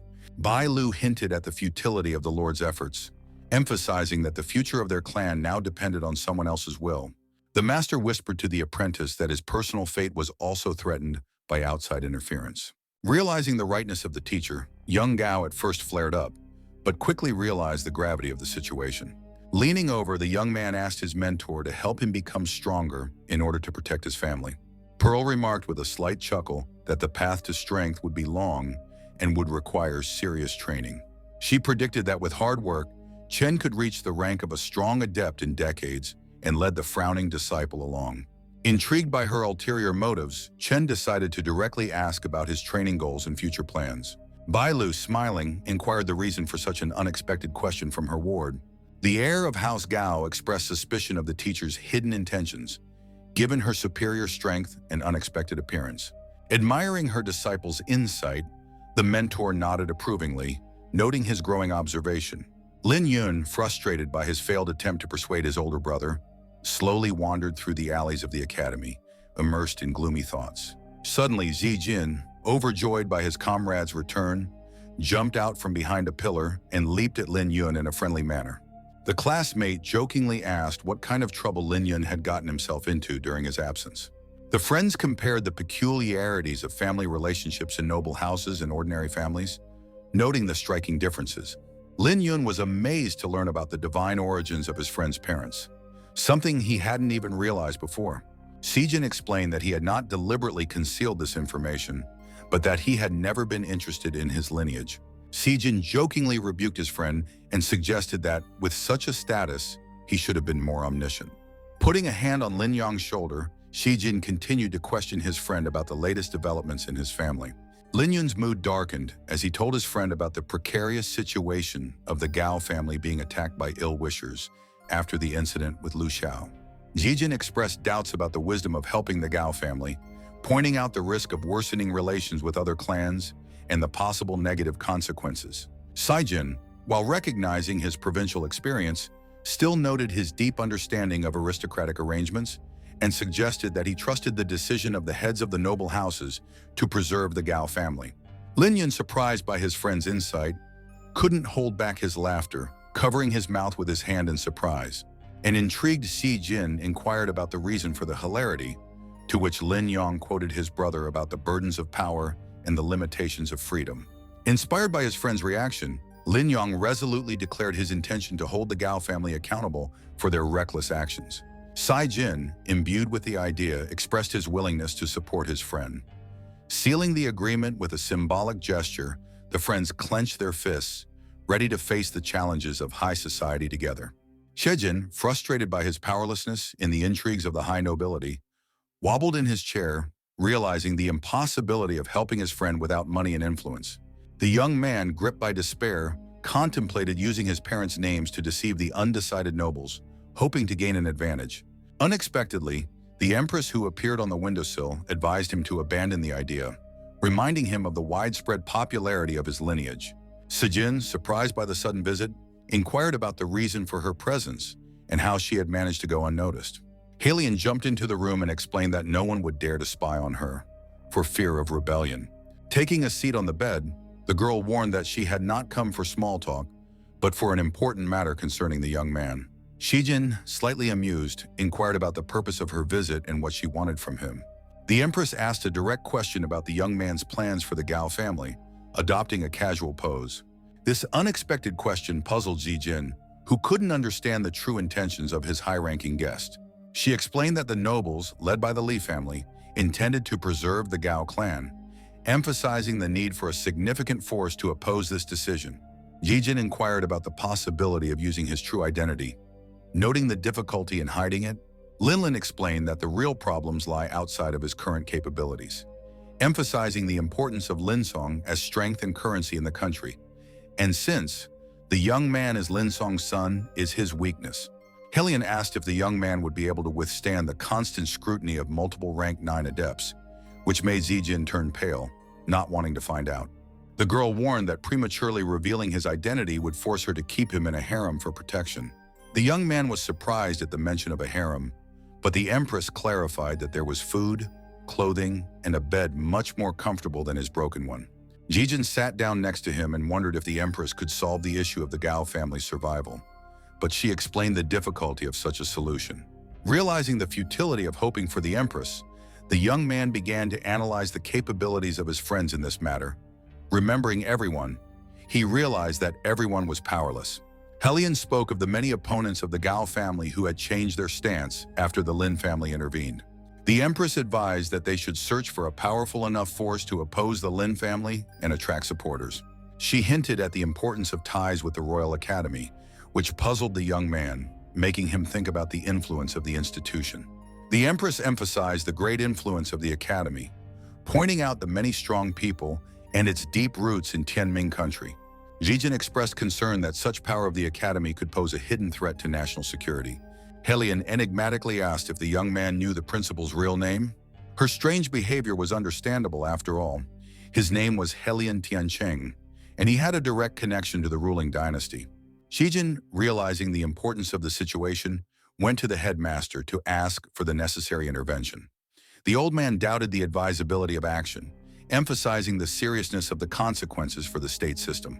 The young man explained that the fall of the Gao family could lead to the elimination of the other 4 noble families. The headmaster had no way of understanding why Zijin was willing to risk national stability for the sake of friendship. The young man pointed out the inevitability of historical change and the failure of the current noble system. He pointed out the selfish interests of the Gao family and their abandonment of their original duties to the state. Zijin warned of the decline of the Tianming kingdom and the rise of the people's desire for freedom while maintaining the current situation. He emphasized the need for initiative in solving the problem rather than simply covering it up.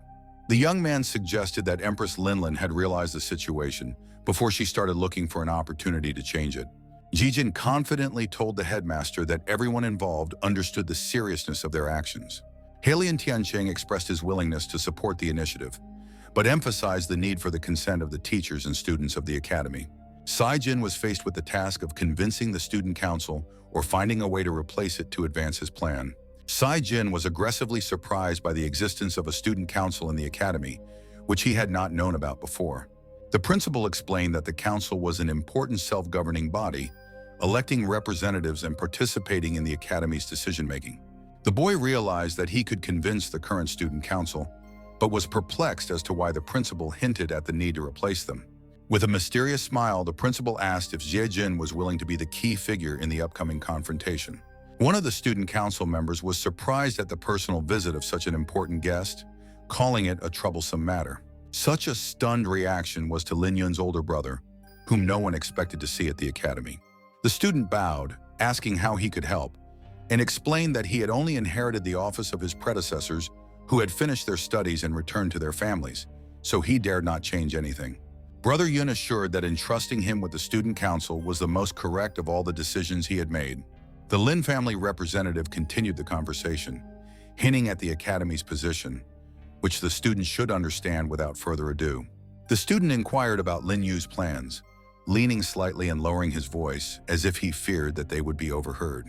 The elder Lin brought his hand down sharply on the armrest, squeezing it with barely contained fury, and curtly ordered a harsh lesson to be taught to his younger brother. The council representative calmly leaned back on the back of the sofa and offered to enjoy the upcoming performance with undisguised excitement. Chen Xingli, the student council president, portrayed sympathy and noted the difficulties the guest was facing because of his unruly younger brother. Also present in the spacious room was Vice President Feng Ming, an earnest young man wearing a sleek monocle who was watching intently. Accountant Yan Jingjing, a spectacular young woman with unusual pink hair, urged her colleagues to exercise restraint in taking action against the younger generation. Secretary Xia Jiqiu resented the annoying struggles and injustices of the world, which she hated and which made her sad. Suddenly, Xijin came up to them from the street, waving hello and asking if he was interrupting an important meeting. The irritated student council president, as if the young man had interrupted his stardom, sharply inquired about the identity of the uninvited guest. Lin Yun's older brother, without turning around, immediately introduced Xie Jin as his brother's friend who had defeated Lu Xiao in the imperial competition. Chen Qingli, who had never heard of Xie Jin before, wondered with poorly concealed irritation why he dared to enter without knocking. The young man, smiling awkwardly and blushing slightly, said that he had intended to knock, but found that there were no doors in the room. Yan Jingjing irritably reminded him that the day before yesterday, the president himself, forgetting his key, broke down the door that she had no time to fix and asked him to save his budget. Upon entering, Xijin found himself face-to-face with the main body of the student council and Lin Yun's influential brother.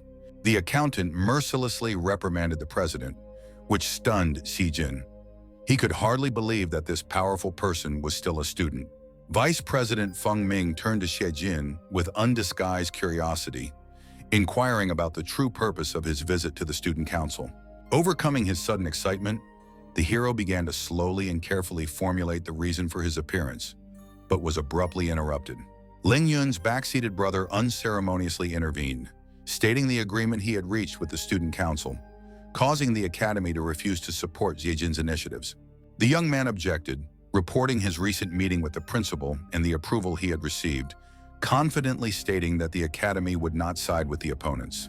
Chen Xingli, not hiding his indignation, expressed extreme surprise at Xijin's audacity in daring to address the esteemed Lin Yu so disrespectfully. Lin Yu carefully placed his cup on the table and coldly asked him not to provoke him, emphasizing that because of the disagreement between teachers and students, the college would remain neutral, which meant that he would win. Finally turning around, his brother said that despite his status, Xijin had no chance of defeating the Lin family. Lin Yun suddenly burst into the tense atmosphere, cheerfully greeting his brother and wondering why he hadn't visited him in the first place. The friend said, having heard from the young man and worried that he would fail, he had come to support him. Lin Yu, slowly rising from his chair, noted that his brother had made a good friend, although he himself was not satisfied with his decision. He was proud of Lin Yun's courage to challenge him and thought it was the right decision to send him to the academy. He added that he had finished the first game of chess, but to start the second would depend on the abilities of Xie Jin and Lin Yong. Chen Qingli, deciding to refrain from commenting, directly addressed Lin Yong and Xie Jin, demanding to reveal their future plans and intentions. The friends looked at each other and confidently stated that in accordance with the academy's rules on student affairs, they intended to challenge the current student council. The astonished girls looked at each other and wondered if something like this had happened before in the academy's history. Xie Jin, gesturing enthusiastically, proposed to form a cohesive team capable of gathering the necessary number of supporters to form a new student union and challenge the current student body.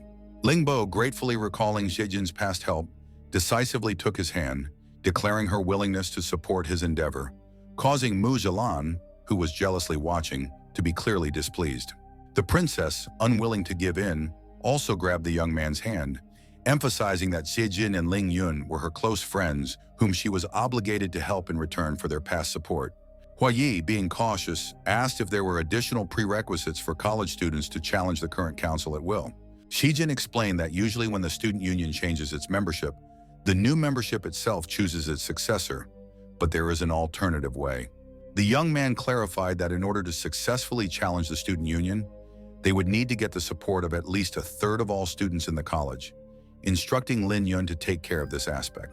Xie Jin noted the Lin family's high reputation in the college, especially highlighting the influence of Lin Yu, Lin Yun's brother, the former legendary president of the student union. Wai Jin, smirking, noted their group's popularity among the freshmen, emphasizing the youth's love of excitement and willingness to support the initiative against the strict student union, even though most students were unlikely to be interested in their fight against Lin Yu. Lin Yang, returning, reported the successful persuasion of the freshmen and the considerable support received, outlining the next step to involve the upperclassmen. Sai Jin, thanking his friend for his work, inquired about the details of the information he had received, while Lin Yang quenched his thirst with a cup of tea. Lin Yang explained the importance of martial arts in the academy, suggesting a show of strength to win the students' recognition and right to challenge. Lin Yun suggested that his friends prepare for arena fights against the senior students, emphasizing their key role in the upcoming battles, to which Xie Jin asked in surprise at the simplicity of the proposed solution. Lin Yun explained that it was a temporary reprieve to gain support and improve their skills before a difficult confrontation with a strong student union. Limbo inquired about the strength level of the current student union members. Lin Yun, showing interest in the opponent's strength, said that President Chen Qingli had reached an impressive 7th level, comparable to some academy teachers. Vice President Feng Ming is rumored to be a level 6 expert, but his calm demeanor suggests that there is hidden level 7 potential. Accountant Yan Jingjing and Secretary Xia Jiqiu, being a year younger than the council leaders, have reached the 5th level of strength. He emphasized that, because of their affiliation with the 4 major families, they could not be considered ordinary 5th-level spiritual and martial arts practitioners. Sijin smugly remarked that with the exception of the president, the strength of the rest of the council members did not seem impressive, not noticing the reaction of the people around him to his statement. Linbo attributed his friend's arrogant statement to his own strength, while Lin Yun noted that even the weakest of the 4 council members he mentioned was not inferior to them in terms of strength. Shigen pondered the possibility of challenging the student union by position or individually, figuring out the number of victories needed to succeed. Lin Yun explained that a convincing victory was necessary to maintain his position on the council, achieving at least 2 wins and 1 draw. Guy proposed a plan whereby he and Lin Yang would challenge the secretary and accountant of the council, securing the necessary victories. Mujulan resented that she and Linbo were only statisticians, although she inwardly recognized the correctness of the strategy. Huayi tactfully pointed out the inappropriateness of some of Zhejin's remarks, to which the young man hurriedly apologized, calling his words casual. Lin Yun, showing determination, declared the valuable opportunity to fight strong opponents and unwillingness to retreat. The girls unanimously supported the desire to defeat their opponents, showing confidence in their own abilities. Lin Yang, after making an assessment, reported that it would take at least 2 months of intensive training to get enough support and preparation. Sai Jin, recognizing the genius of his friends, reminded them to make a public statement in front of the senior students and create an arena for taking on challenges. The next day, an impressive crowd of students gathered near the stage, exceeding the expectations of the organizers. Sai Jin stepped up to the podium, admitted his excitement as he recalled his speech at the beginning of the semester, and introduced himself to the crowd. Before he could explain the reason for the gathering, the young man was unexpectedly hugged from behind by the student council president, who also greeted the crowd. The stunned hero pulled back, not understanding what was happening and trying to comprehend his opponent's unexpected behavior. Jijin's friends were stunned by the sudden appearance of the council president, whom no one had noticed until that moment. Chen Qingli inquired with feigned surprise about the reason for the meeting, ironically asking if he had been expelled from the student council. "You don't recognize me because you haven't seen me. Shocked at first sight?" Chen Qingli said disdainfully. "Aren't I your brother? In fact, I'm your father's illegitimate son and older than you. Call me Big Brother," the young man cheekily stated, although it was a lie considering their different surnames. The crowd of students froze in embarrassed silence, depressed as they watched the situation unfold on the stage. The disturbed atmosphere threw Zijin's friends into confusion, while the princess anxiously watched the young man's every move.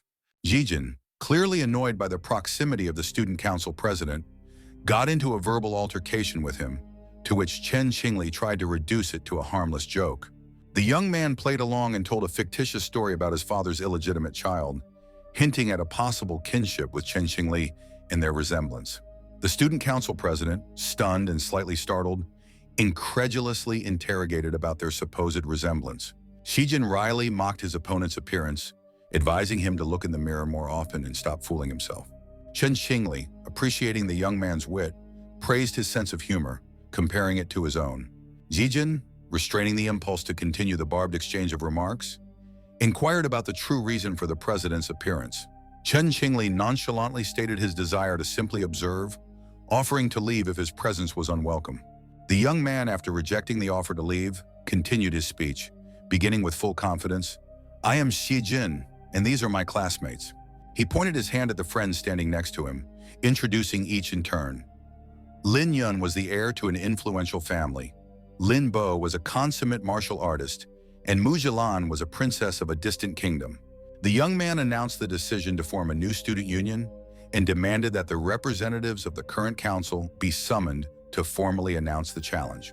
The crowd murmured, realizing the popularity of the aforementioned personalities and the potential power of the new student council, which made Zijin watch the audience's reaction with pride. Shijin, realizing the difficulty of gaining recognition from the upperclassmen, declared his willingness to openly accept a challenge from any student in the school to prove his strength.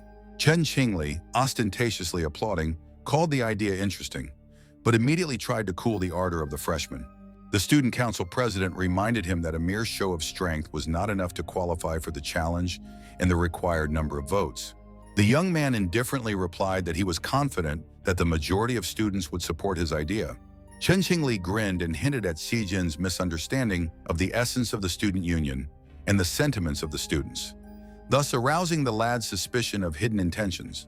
The president, standing at the podium and raising his hand, urged the students to vote for the boy's ability to replace the current council. Xi Jin, not hiding his indignation, sharply accused Chen Qingli of trying to manipulate the students' opinions and exert unacceptable pressure on them. However, the young man suddenly faltered, struck by an unexpected sight. Almost everyone present raised their hands in agreement with the student council president's proposal. Chen Qingli, pointing at the crowd with barely concealed smugness, ironically remarked that the situation was not that bad, and many people really wanted to oust the current council in favor of the newcomers. The president said with a bitter chuckle that their student union had the lowest level of support in the college's history, and it was only the losers' lack of courage that kept them in power. Shijin, somewhat confused by this turn of events, heard from his opponent that they had unexpectedly gained support easily to challenge the student union. Chen Qingli, while maintaining a semblance of friendliness, advised to go to Teacher Wenjin to officially start the challenge. Teacher Wenjin Zhengping, who suddenly appeared, exclaimed happily that he had been waiting for such a challenge to the council for a long time, and asked Shijin to give him some pleasant surprises. The teacher explained that his department would organize the venue and rules of the competition, ensuring maximum fairness for all participants without exception. Shijin, holding back his impatience, inquired about the date of the first fight, to which Wenjin explained that many of the venues needed repairs after a long period of downtime, so the competition would not begin until next month at the earliest. Hearing this information, the young man inwardly tensed up, remembering Lin Yun's words about the necessary 2 months of preparation, and realized with dismay that their training time had been cut in half. Chen Qingli, pleased with the effect he had produced, stated with feigned concern that he had helped make it easier for the newcomers, and reminded Zijin of his promise to accept challenges from all comers, adding that he had many friends eager to test their mettle in a duel. The young man was stunned by the unexpected turn of events, realizing that all of his carefully laid plans had been disrupted. "This isn't just a tactic, he's truly insane," Zijin exclaimed, to which Lin Yun remarked with a slight chuckle that Chen Qingli was indeed an outstanding individual. Princess Jilin sighed heavily, noting that it was no wonder why they found so little information about the student council. Apparently its members were not overzealous in their duties. Limbo suggested that they focus on improving their skills in the time remaining, and announced her intention to return to the dojo for intensive training. Lin Yun decided to go home to seek advice from his family's experts. Xi Jin, after thinking about it, clarified whether he was correct in realizing that the princess would be training with him in that case. Teacher Gan suddenly appeared and said that he would personally take care of Mujulan's development. After all, it was the teacher's job. He praised Zijin for his sufficient strength and advised him to pay more attention to the trends in the college, remaining as a decoy for potential suitors. The young man realized the teacher's rightness, but did not understand the reasons for his unexpected help. Teacher Gang hugged the student and explained that the freshman's victory could contribute to his promotion to class leader. The hero went outside to see his friends off as they prepared for an intense training session. Left alone, the young man decided to visit the academy's famous dining hall. The Royal Training Academy was famous for its canteen, which was staffed by true professionals in the culinary arts. This place was considered a shrine in the culinary world due to the first-generation Lin Zun's concept of forbidding torturing children with food at the founding of the school.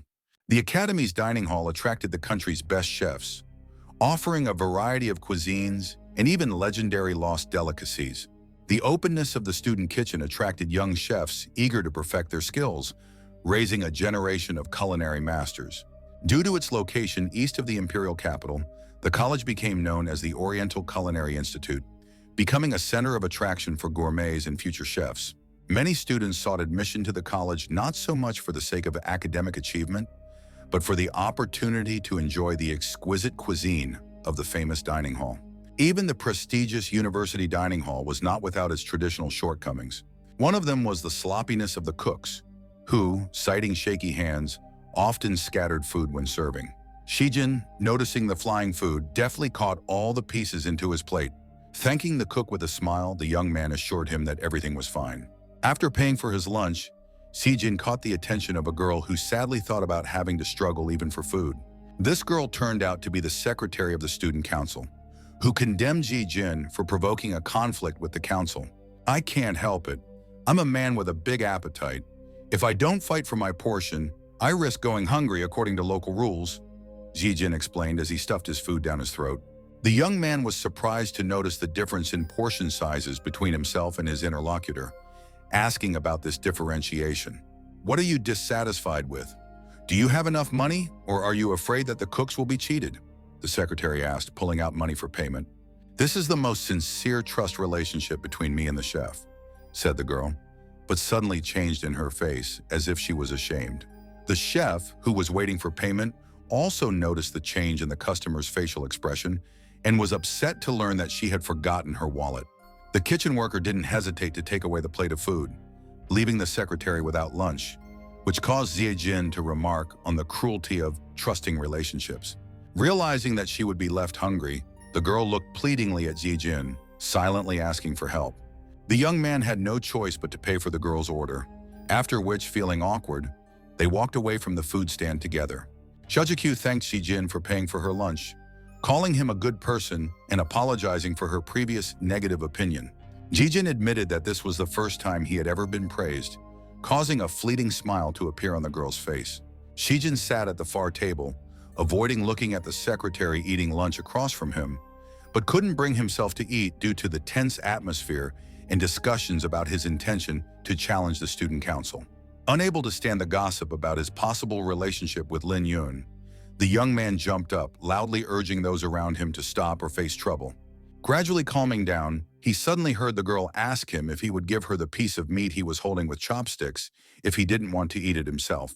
Before Ziejin could even utter a word, Shijikyu started eating the meat right off his chopsticks, and the young man resented that he was going to eat it. Pulling away from the meat connected to her mouth by a string of saliva, the girl nonchalantly asked if he was feeling sorry for her. Apologizing, she said that she thought the young man wouldn't eat the overbite and offered to let him finish the piece if he wanted. Ziejin smilingly praised the girl's appetite and offered to eat it all, not wanting to upset her interlocutor and finish it for her. An overjoyed Shijikyu gratefully accepted the offer and continued eating from Shijin's chopsticks. Some strange, the hero thought, as he observed the unusual behavior of the girl opposite. Shijikyu licked her fingers with obvious pleasure, making Ziejin assume that she really enjoyed the food. Shijikyu explained her attitude towards food by talking about her childhood in the frontier army, where food was a strategic resource and the importance of every bite for the soldiers' survival. Shijin wondered about the girl's origin from the Xia family and the possible impact it might have on the relationship between the Xia and Gao families. The young man directly asked Shijikyu if she knew the reasons for their challenge to the student union, wanting to hear her opinion. The young girl suggested that the reason could be the disagreement between brothers Limbo and Lin Yang regarding the Gao family, which could lead to a conflict affecting everyone around them. Ziejin expressed surprise that a member of the warlord family hated battles so much, contrasting with his expectations. Shijikyu tearfully explained that any conflict tends to expand, drawing in more and more people and deepening the hatred between them. The girl emotionally uttered the words war and death, clearly reliving painful memories. Destruction. As a member of the Xia family, I deeply understand that pointless fighting only brings endless misery, Xia Zhiqiu finished, with pain in her voice. However, the young man reminded that as long as humans existed, conflicts of interest were inevitable, and such thoughts could only cause pain. The girl agreed, emphasizing the importance of the Xia family's role in this context, which caused Zijin to be surprised. The people around them began to discuss how two young people could have such philosophical conversations without paying attention to what was going on around them. One of the people discussing the young man turned to him, asking if he was really the same Xijin. Xijin turned around and asked if these were the people Chen Qinglin had sent to challenge him. The strangers hurriedly explained that they had nothing to do with the student union, calling its members crazy, and admitted that they were only acting because of the benefits promised by the vice president. The young man sighed and offered to go out and solve the problem, remembering that teacher Wenjin had allowed the test to be conducted without teacher supervision. Xia Zhiqiu, quoting the Xia family's military regulations, courageously offered to help Xijin with these guys in gratitude for the treats. Recognizing the girl as the secretary of the student council, the strangers began to retract their words about crazy people, clearly afraid of the consequences. Zijin, remembering Xia Zhiqiu's dislike for fighting, offered to deal with these guys himself so she wouldn't take any action. The secretary explained that although she hated fights, she hated it even more when they happened right in front of her. So if conflict could not be avoided, she would take action. Quoting the first article of her family's military regulations, the girl stated that she needed to kill one combatant quickly to end the conflict, and lunged at the three guys with her spear. From such a blow, a huge hole was formed in the wall of the building, through which Xia Zhiqiu calmly watched the result of her actions. Turning to the stunned Zijin, the girl warned that once the duel started, she would kill him as soon as possible to end this conflict. Upon hearing of the girl's deed with the provocateurs, the president was first angry, but then laughed, noting that a simple trick was enough for bragging. The secretary became unbearably ashamed, and she, barely holding back tears, begged the president to stop laughing. Covering her face with her hands, the girl cried, and Yan Jingjing came over to comfort her, returning her lost purse and advising her to be more careful. Chen Qinglin, still laughing, expressed disbelief that someone was using the student union's name to provoke, when Feng Ming admitted that he had sent those people himself. The accountant asked if it was worth it to keep sending people to provoke. The student union president advised to forget about it, explaining that after the commotion Xia Zhiqiu had made, no one would pay attention to them, and suggested waiting for an official duel from teacher Wenjin. After he finished, he let the girls go home and asked the vice president to stay behind. As he passed by, Chen Qinglin playfully whispered in his ear, "Take off your clothes." Feng Ming obediently exposed his scarred back at the president's strict order. Chen Jingjing, standing behind him with a belt, began to furiously beat the vice president, asking who asked him to act on his own. He forbade useless communication with others without his permission and started hitting even harder. Grabbing his hair and pulling him to him, the president said he was not interested in the affairs of the college or the student council. "I only have you in my life," he pronounced, licking the wounds on his subordinate's back. "If you continue to disobey, I'll have to kill you, do you understand?" he asked, to which the subordinate guiltily replied, "Sorry, yes, I understand." A few days later, Zijin met with the secretary of the student council and boasted that after that incident, no one else had come to challenge him. The secretary judiciously pointed out the advantage of judiciously avoiding unnecessary conflicts. "But a battle between us is still inevitable, right?" the young man gently inquired, looking at her carefully. The secretary friendly offered a peaceful friendship in exchange for voluntarily admitting defeat. Teacher Wenjin suddenly appeared in front of them, solemnly announcing the completion of the preparation of the battle venue. The teacher announced the first battle for the re-election of the student council, specifying the participation of Secretary Xia Zhiqiu. The girl, after hesitating for a bit, stepped forward and confirmed her participation. The teacher asked Zijin who would fight from his side, since as challengers, they could choose the order of appearance. The young man realized that there had been no news since his friends had been sent to training, and didn't know if they would make it in time, or else the first fight would go to him. Limbo suddenly appeared, apologizing for being late due to the long search for the battle site, but luckily she made it in time. Walking up to his friend, he asked how the training went, to which the girl replied just to let him see her performance. "The first victory will be mine," she declared earnestly, and headed for her opponent. The secretary turned to her opponent and noted their good, trusting relationship with Xie Jin. "But on the battlefield, strength comes first in the end," Jia Zhiqiu added. The teacher offered a wordless introduction to the stage and rules of the first battle. Xie Jin was astonished to see what awaited his friend. They were to fight on a platform above a mass grave with various weapons sticking out of it. Standing on the mass grave, the soldiers would fight to the death, and only one would be the winner. The teacher drew the students' attention to the countless sharp blades in the pit, capable of cutting iron like dirt, posing a danger when falling. Jijin thought that despite the intimidating description, the real arena was a platform on top, big enough not to fall. Hearing his reasoning, the teacher turned around and started laughing, for falling was inevitable. He explained that under load, the bricks of the platform would collapse until there was nowhere to stand. The boy noted the strange flavor of the teacher, looking very happy. The mentor confirmed that the long overdue re-election of the student council was the biggest event for their department, and the boys should make an old man like him happy. He announced that the first one to pass out and fall off the platform loses, and advised them not to throw their lives away, but to give up beforehand if they doubted success.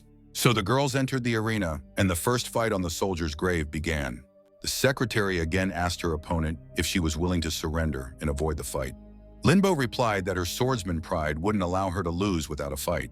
"Then I have nothing more to say. Life and death matter," Jia Zhiqiu uttered, and they crossed their weapons. After the first strike, Limbo flew back, realizing the strength of the diminutive opponent wielding the heavy halberd as lightly as a bamboo. "But it's not that I can't handle it," the girl said as she watched her opponent run at her with the weapon. Limbo solemnly said Lin Shenliu and began to slowly draw the gleaming sword from its sheath. They fought, constantly repelling each other's attacks with different techniques. Jijin's face changed as he noticed Limbo starting to crowd Xia Zhiqiu.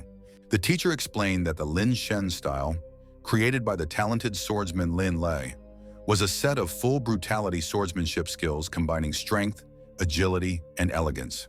A true master's legacy.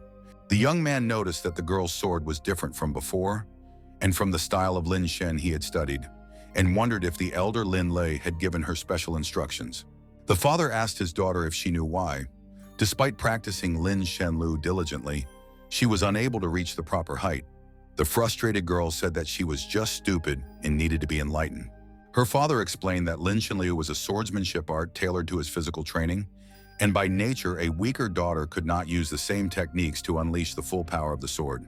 The girl was upset, for she should have discovered this truth spoken by her father herself. The father admitted that he had raised his daughter by himself after the early death of his mother, and understood her respect and desire to follow his path perfectly, becoming a swordsman like him, but he did not want to do so. Linley hoped that his daughter would find her own path and become stronger than him. Her father said that the sword changes depending on the strength of the wielder, and instead of competing with him in every move, his daughter should make her movements slower. He added that although her strength would not be enough to cut the boulder yet, but her labors were not in vain, and she already had enough strength to cleave it. Linley prompted to listen to the sound of the sword and think about it, not only as his daughter, but also as Lin Bo's swordsman. Lin Bo skillfully defended herself against every strike from her opponent, who displayed the skills expected from the Xia family guarding the country's borders. Xia Zhiqiu also tried to skillfully fight back, but her opponent's impenetrable defense prevented her from succeeding. Running through all the thoughts in her head, Ling was confident that she could win now, and struck a blow, injuring her opponent. Watching the battle, Zijin noted that Lin Bo's sword looked more natural than before. During the past training, the girl's strength wasn't enough to cut a huge boulder in half while facing it. Without giving up, she used different techniques, believing her father's words that her current strength was enough to cleave the rock. Closing her eyes and deciding not to limit the sword with her thoughts, she gave all of herself to the sword in her hand, striking, but once again unsuccessfully. With the infinite power of the sword, like the turbulent water that beats against the boulders day and night, she swung for another strike.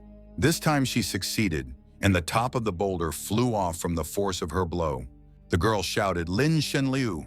again, putting all her strength and determination into it, and delivered another powerful blow to her opponent. The guy, impressed by her skill and unwavering spirit, loudly announced Lin Bo's unconditional victory.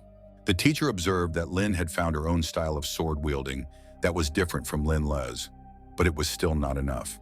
While the student, gathering all her concentration and courage, was about to deliver a decisive blow to the secretary of the student council, the latter, showing incredible stamina and willpower, was able to rise to her feet despite the blows she had received earlier. Not only did her opponent resist the previous blow, but she was also able to prevent Limbo from delivering the winning blow by counterattacking. Limbo flew off almost to the edge of the arena, frustrated at the missed opportunity for a victory strike due to inattention. During the flight, she had calculated that a quick landing would allow her to gain speed, but time was short. Without wasting a second, she sprinted and threw her deadly weapon with force. The halberd whistled into the arena dangerously close to Limbo, shattering a piece of brick with its sharp edges. Following the halberd, its owner appeared out of nowhere and used the inertia of her swift movement to throw Limbo away again with a powerful and precise leg kick. Bruised and battered, Limbo was able to stand on her feet and spat out blood as she stared at her opponent confidently.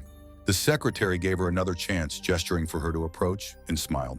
Gathering her strength, Limbo lunged at her opponent, swinging her sword, but was once again disappointed. Shujikyu, showing lightning-fast reaction and precision, chipped away at the brick between them at the last moment. Once at a dangerously close distance, she confidently declared that she could completely see through Limbo's sword technique. The secretary explained that without enough energy, Limbo would not be able to unleash the sword's potential, and taking her face, added that the battlefield, unlike the dojo, was the place where life and death were decided. Shujikyu's victory had led the teacher to think that in the arena, one must consider the environment and fight according to the principles of life and death, which was the main difference between the dojo and the battlefield. Standing over the defeated girl, Shujikyu offered her surrender or death, leaving her with only two choices.